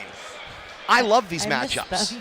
Bill Thomas started the rumor about the football season. How about Leominster St. John's to kick off next I think season? that's where we should start. Let's make St. John's the opening game for all 3 seasons. Ooh. And away we go. Dada, open three, short the front rim, rebound for McCormick. Big offensive rebound, something they haven't been doing it all night. Now they find a way. McCormick for Haas. Haas over his head, finds Encarnacion. Encarnacion looks for a cutter down the lane, has to gun it to Dada. Tap, over and back violation, the ball back to St. John's. That's an unforced error. 1:32 to play here in the fourth. 41-39 Leominster. A tie-up would still go blue and white. Plenty of fouls in all directions to give. Ironman gets the inbound from Barnes. Ironman has it taken away by Carr. Over the head past McNulty. Finds Barnes in the left corner. Working on Encarnacion. Underside of the rim. Basgard, the follow-up. Can't get it to fall, but he drew the contact, and Basgard's got 2 coming at the line. Offensive rebound and paying off for the Pioneers once again, putting them on the line. From here on out, St. John's will be in the bonus. Both student sections are opposite each other and on the same end of the floor as this free throw. And Basgard can't get the first one to go, and the blue and white side of the building is elated. He's 3 of 5 from the line on the evening. Basgard, ball in hand. Looking to close this to a 1-point game. Down it goes, and he does. 41-40. St. John's will fall to a half-court man, and Leominster brings it over the timeline. 1:10 to play in the fourth quarter. Leominster with the slim advantage. Hawes from McCormick. The roll-off. McCormick the drive. Basgard the takeaway. Outlet for Barnes. 2-on-1 down the floor. Nice job by Barnes, but he missed the lay-in. And the rebound for Carr. Finds Donna. Leominster +1. 50 seconds left here in the fourth quarter. Dada finds McCormick. McCormick finds Hawes straight away. But a 20-second differential, shot clock to game clock. Hawes will drop it. 15 seconds to shoot. Dada got tied up. He got grabbed from behind as he tried to give the pass away. What that is going to do, it's not going to put him on the line, Todd, but it's going to give him a new shot clock. And now the shot clock's going to be off for the rest of the game, Todd and Kate. Indeed it does. Just 32 3/10 left in regulation. Droge picks up his third, team fourth for the Pioneers. Dada looking for an inbound option, and Coach Crutchfield Timeout. says, let's spend that timeout. Yeah, that good got job. a little long in the tooth. Could be a quick 5, and you don't want that kind of turnover on a 1-point game with the last possession looming.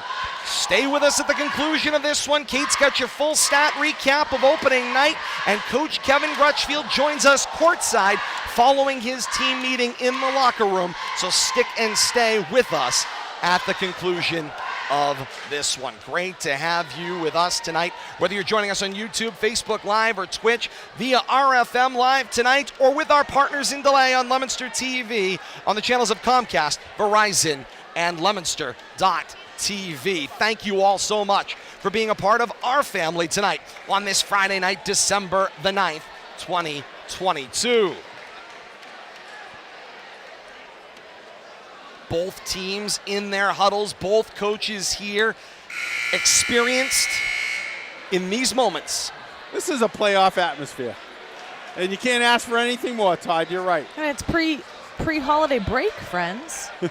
I mean, we don't usually hit our stride till January, friends. I mean, can we keep this up for an extra month? All of our listeners joining us, enjoying the ball game right along with us tonight. 32 3/10 left in the fourth. A tie-up goes to Leominster.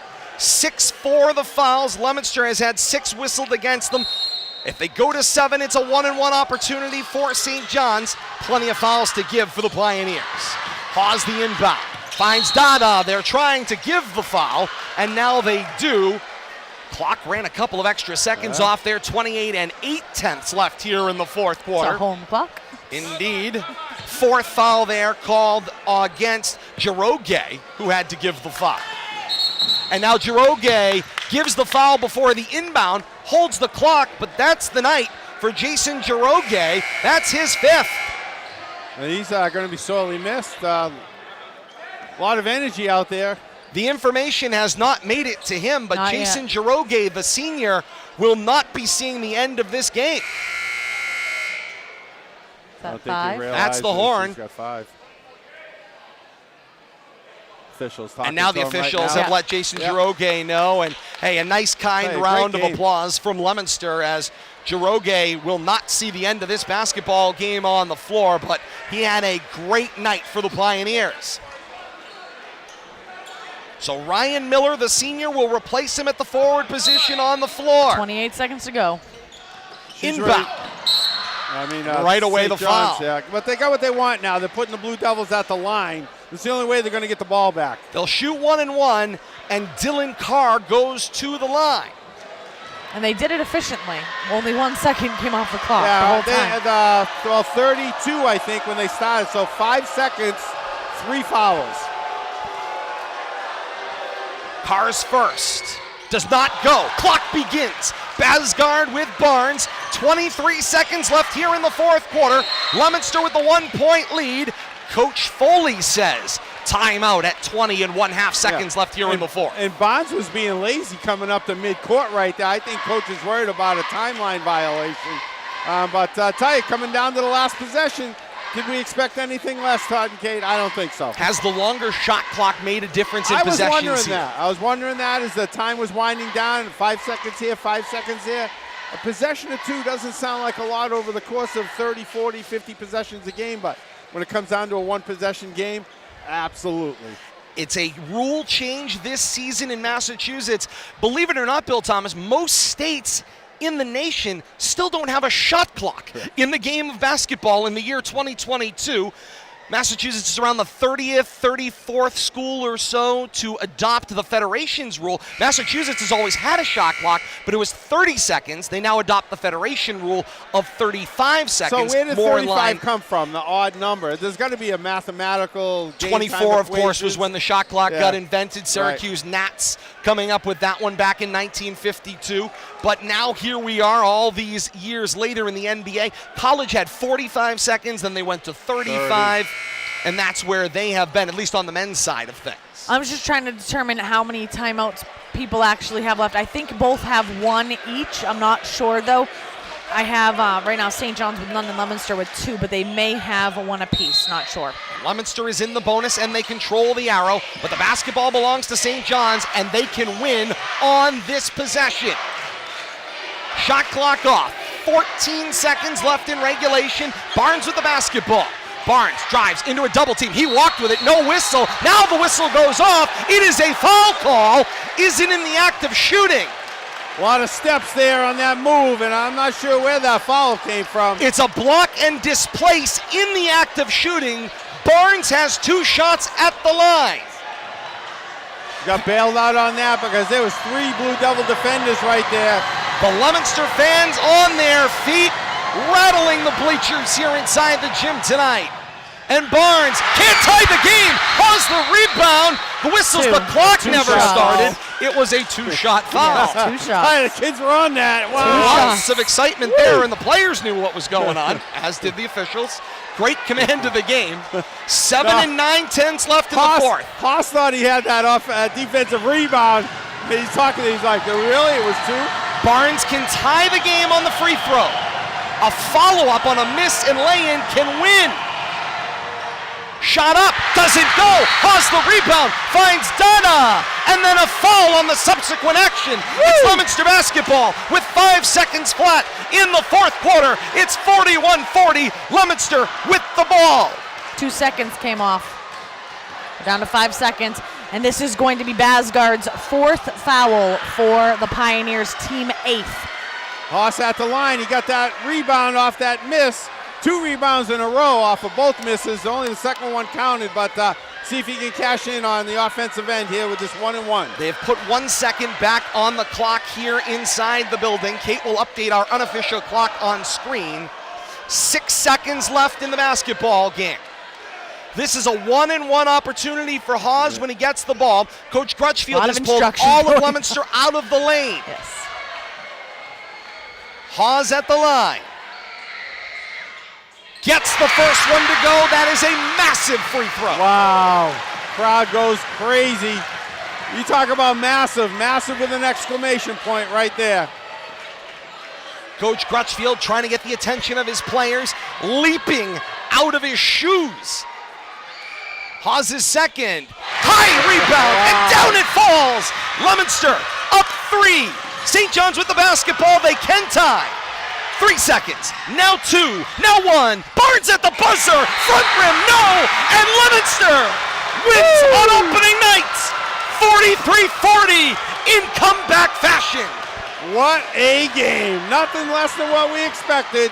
Excitement down to the final buzzer. Celebration ensues, great job by everybody involved to hold everybody in their places and allow the celebration to continue safely for both communities. What a night here inside the gym tonight. I'm speechless, Todd and Kate. What a ball game. This is a playoff caliber season-ending game, not what you expect from the first game of the season. I gotta look for some nitro pills if we're gonna have a dozen of these. Both teams tonight came out and battled through their opening night jitters and found their way to settle this basketball game in exciting fashion down to the last possession. And for St. John's, Nick Barnes, the sophomore, was the guy that Coach Foley would want with the basketball, and he was just short off the front rim of tying this one. Yeah, they had the situation they wanted. They gave up 3, maybe 4 fouls in less than 5 seconds to get that situation where they could at least have a possession of the ball with a chance to do something, a chance to win. They weren't able to come through, but the Pioneers did everything they needed to do at the end to make this a ball game. Just couldn't put the ball in the hoop. Blue Devils found their way to that rebound, the most important rebound. House got it there on that second miss. They hadn't been rebounding all night, but the fourth quarter they came alive on both ends of the court under the boards. Leominster a winner on opening night 2022, 43-40. Leominster over St. John's. Blue Devils 1-0 to start the season. St. John's 0-1. What action we have been treated to here, and we are just getting started here inside the gym at Leominster High School tonight. Kate's doing the calculations, bringing us the final statistics on this one in a matter of moments, while we await Leominster head coach Kevin Crutchfield, who is headed to the locker room to speak to his team. He'll be back down courtside with us coming up. Stay with us for more in a bit. 43-40, Leominster over St. John's here on Game 1 of this 2022-2023 season. Tom Flanagan of the Telegram said it was the pick of the night. It lived up to that and then some. What a treat here inside the gym tonight. More to come for those of you joining us on RFM. For those of you joining us in replay on Leominster TV, we say thank you so very much for joining us here tonight. Bradley Bedard on hand for Leominster TV, bringing you all of the action here inside the gym tonight and the great pictures here in replay on the channels of Comcast, Verizon, and Leominster.tv online. You can enjoy this one in replay anytime on Leominster TV. For Bill Thomas and Kate Robbins, I am Todd Robbins. Once again, the final score, Leominster 43 and St. John's 40. So long to those of you joining us on Leominster TV. For those of you continuing along with us live tonight, we await Coach Kevin Crutchfield post-game coming up next. This is high school basketball right here on RFL.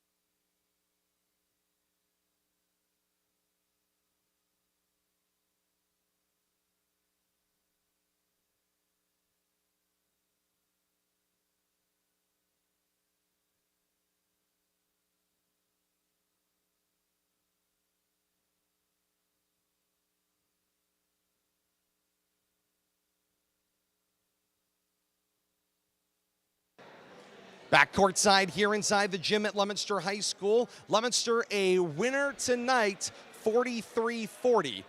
Taking down St. John's on opening night of the season in a back-and-forth battle that the Pioneers controlled the vast sum of time and just not able to bring it over the hump. Leominster with a huge fourth quarter coming over the top.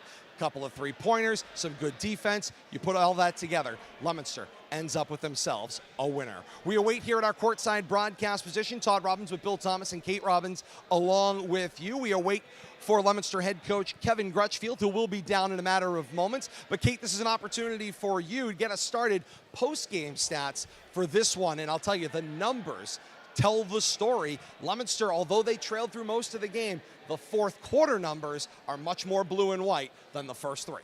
They certainly are. If we take a look first at team totals, first for the Pioneers, 21 rebounds, 5 steals, 22 turnovers on the night. They only scored 10 points, however, in the fourth quarter as a team.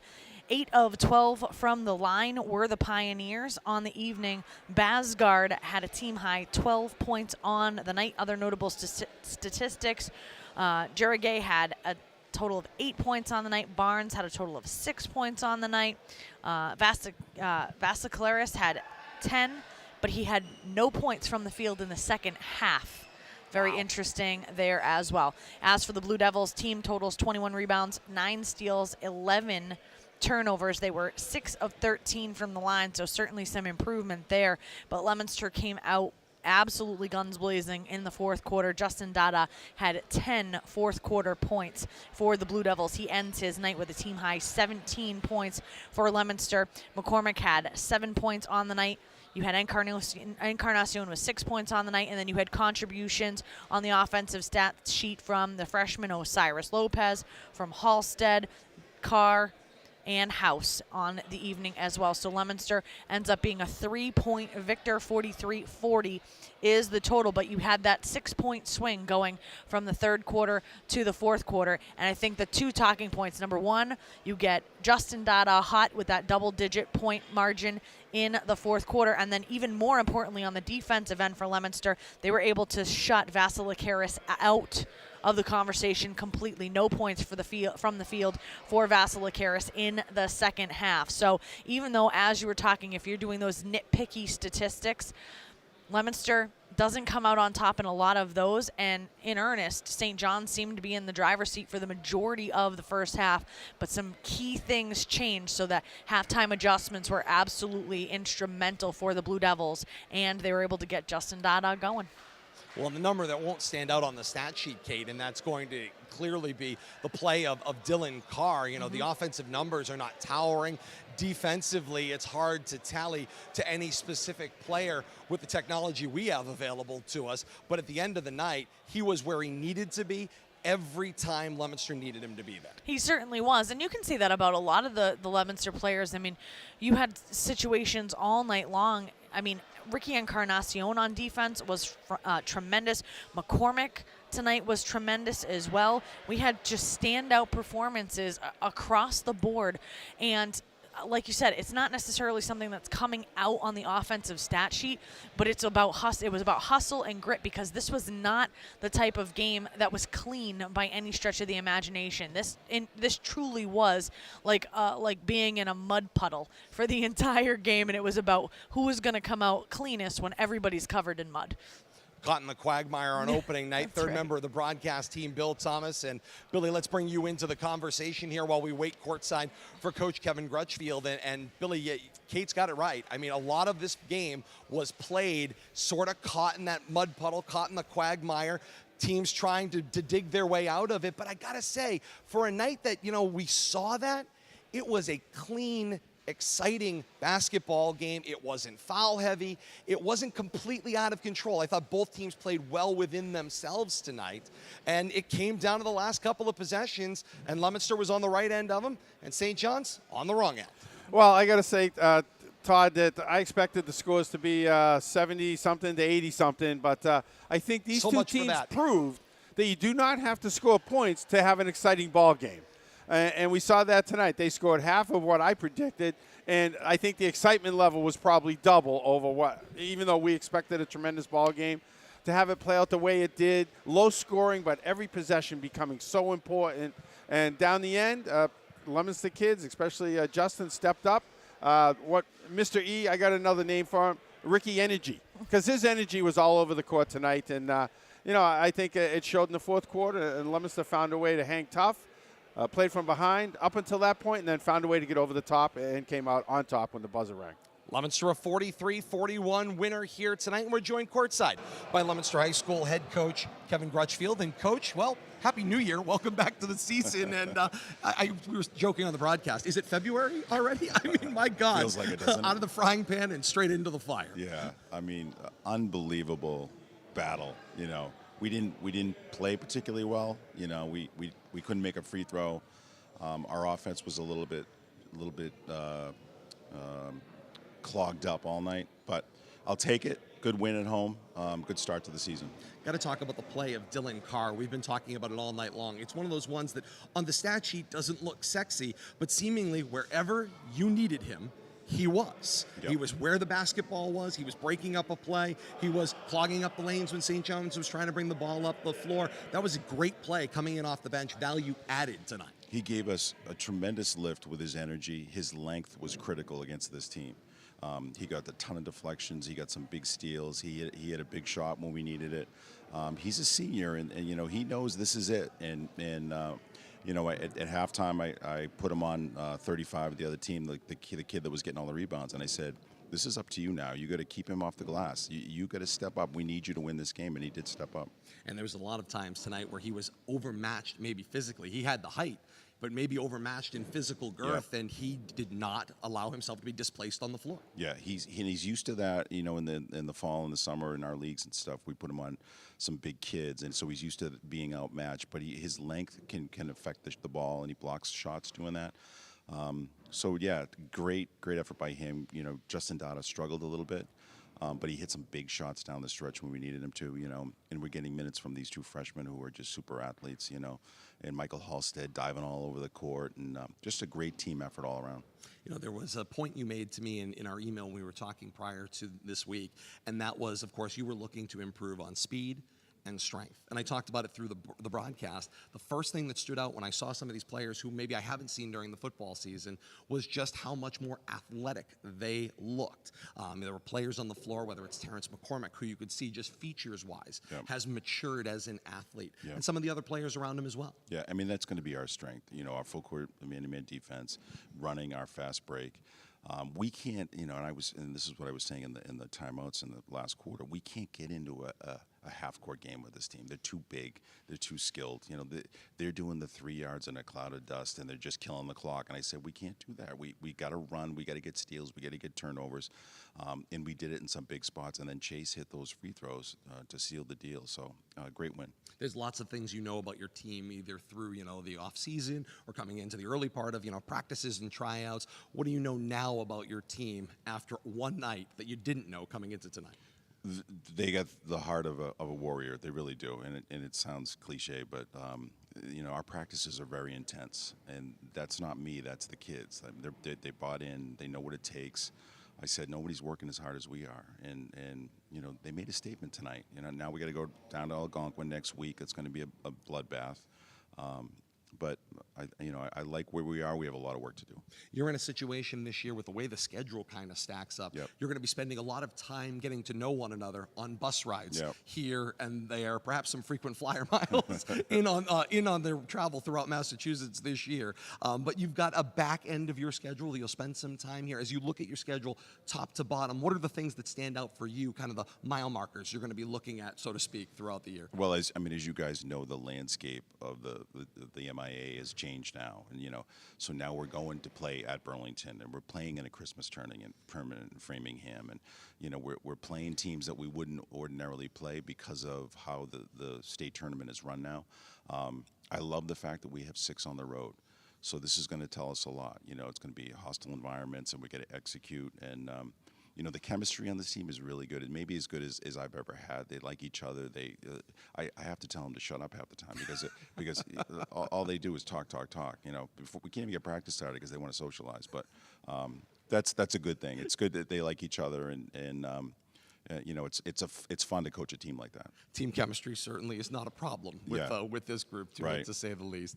You'll work your way into that Christmas tournament, then you'll come back. You're not back here at home until you welcome Fitchburg back in here in 2023 in January. Right. So a long time away here, but a lot of time for your team to grow and develop as you guys kind of work together out on the road. You've talked a little bit about contributions from freshmen. We certainly saw that during the football season, the importance of that balance between upperclassmen and underclassmen. And your team tonight, even in your starting lineup, some of them were new starters, but for the first time tonight, they all get out on the floor together, but it's not the first time they've all started. Right. And that's been a lot about the development of your players over time. Yeah, and it's funny because Ricky is a really good leader, and he's great with these younger guys, and he leads by example, and they follow him, and there's nobody that works harder on the court.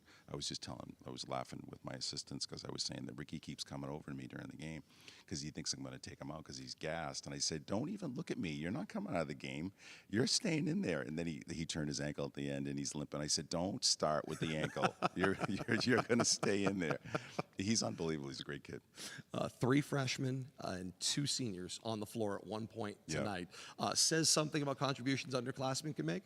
Says a lot about those 2 seniors as well to kind of be able to corral and direct new enthusiasm. Absolutely. And the freshmen are hungry, and they want to be involved, and they want to learn, and they're listening to the older kids, which is very important. Before I forget, I got to say hi to the boss, Absolutely. Katie, and then my 2 kids, Jack and Kate. If I don't say hi, then I will hear about it. But I appreciate be that. home soon, you guys. Good to see. We'll get him on his way. Yeah. We promise to say the least. Coach, 43-40, great way to start the season. You're on your way to Algonquin next week. Thanks so much for spending some time with us. Thank you very much. Appreciate it. Coach Kevin Crutchfield joins us here courtside inside the gym at Leominster High School. We'll step aside. We'll be back with more in a moment. And a final word. Stay with us. This is high school basketball on RFM.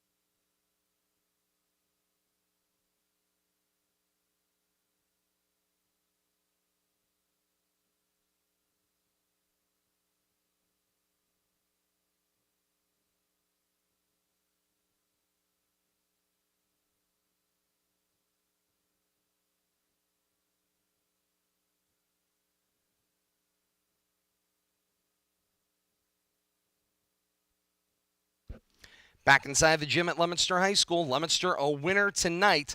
Final score in this one, 43-40.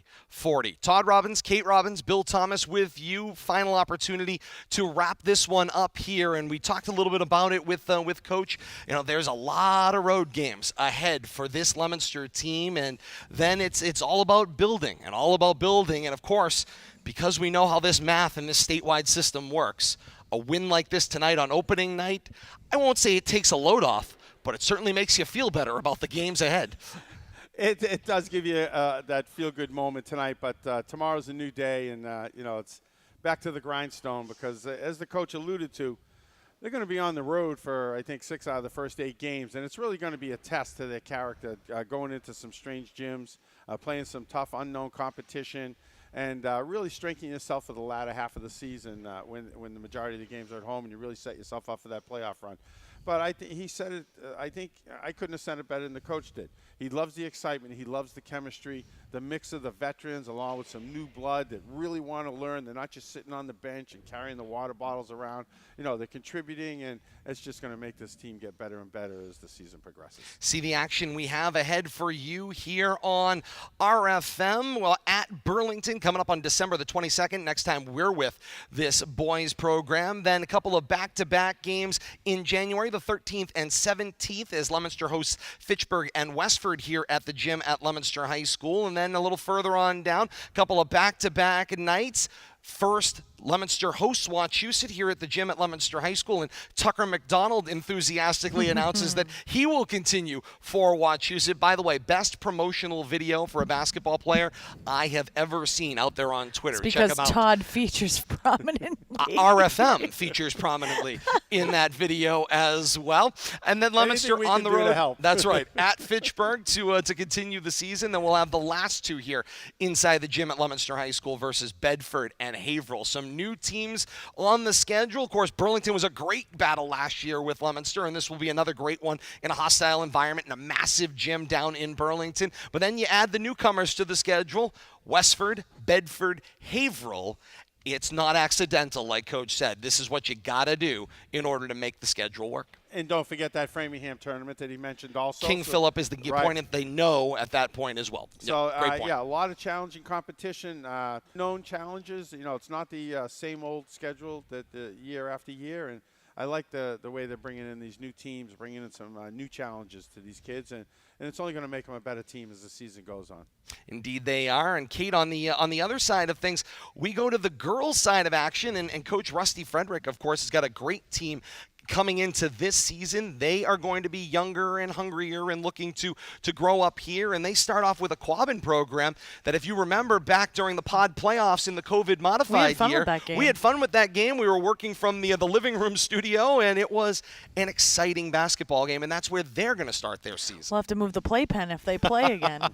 Indeed. It's it'll be an exciting start to that season. I want to, and not to belabor one of the points relative to the amount of road games that Coach Grutchfield and the Blue Devils for the boys side are going to be taking in the month of December and in early January. I kind of like it, not just because it's that long succession of road games and you're getting those out of the way, but December can be a really quirky time, and people don't necessarily always appreciate just how habitual things become. When you wake up and you go to school, and okay, school gets out at 2:15, and then I got to be on the bus by 2:30, and then game starts at 7.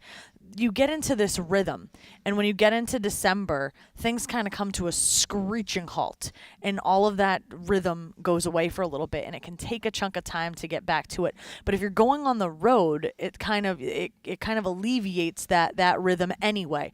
And so I do like that Leominster in this December, January, they're not going to be messing with their rhythm, and a lot of those home games are going to be backfilling the end of the schedule. And so if you hit your stride right at the right time, I think that this schedule could have been masterfully put together in Leominster's favor. You hit your stride at the right time going into February, that early February time period.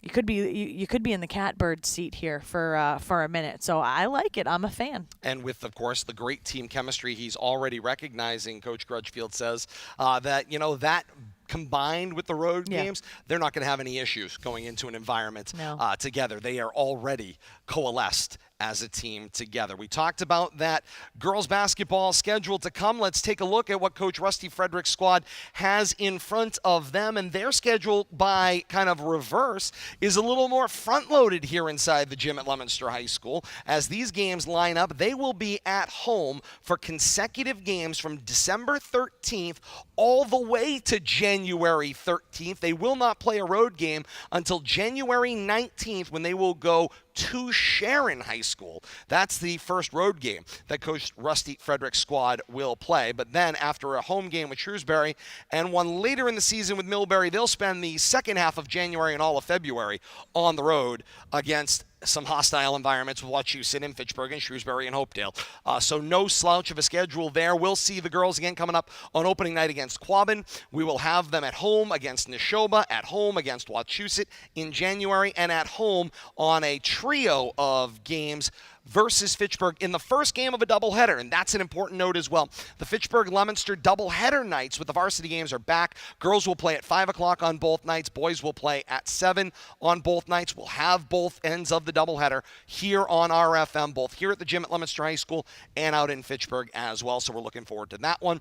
We'll have a home game against Shrewsbury with the girls, and then that road game at Fitchburg on the back end of the doubleheader. That's the season to come, and the one on tap for Coach Fredericks is that Quabbin game ahead. And Bill Thomas, the thing with this schedule, as much as Kate likes the way the schedule's stacked for the boys and the road game, for the girls team coming off of a struggle last year with a young team that's looking to develop and is going to have some new faces in new places, I like them being at home on the front end of their schedule. I do too. I'm in total agreement with you guys. I do too. Hopefully this will allow them to settle down. They had their struggles last year. They missed the playoffs. They had high hopes, but lost a lot of close games and ended up on the short end. Didn't get that 10 wins that they needed. But I like the idea that 6 out of their first 8 games or so are at home. Get their feet settled. Get a rotation, like you like to say, Kate. Get a rhythm. Yeah. And learn how to win in front of your home crowd before you get thrust into a hostile environment. And I just did some quick math. 8 out of the last 10 games are on the road, starting the second week in January. If you haven't put yourself in position, at least playing 500 ball or better there, your season could be in jeopardy. And so they really got to do some work the first 8 or 10 games of the season, because the back half of the season is going to be a struggle. Going to be a challenge, to say the least.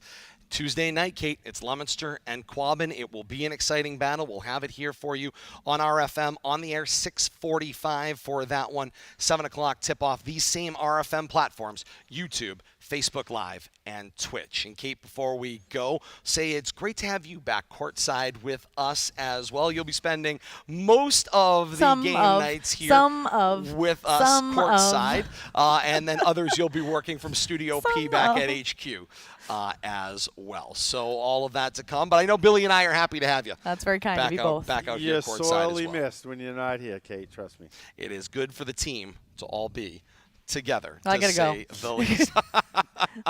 Time to pick up Little P. Bottles in bedtime. Bye, Coach. Bottle in bed. 3 Bs. Thank you, Grammy and Grampy, for keeping an eye on him thus far tonight. Streaming home for RFM, those platforms we talked about. Facebook Live at facebook.com/Media Rivalry, youtube.com/C/Rivalry Family Media, twitch.tv/Media Rivalry, and updates on the schedule and a collection of all of the best coverage all across the Central Mass landscape of posts as well as statewide. Follow at Media Rivalry on Twitter for those updates as well. Said it during the game. Like, follow, subscribe. You do that today. When we go live, the action comes to your smart-enabled device, or as the kiddies say, smash that like button for action. Haven't heard that in a while. Nobody says that. Haven't heard that in a while. Nobody to say the least. Nobody says that. That's in your opinion.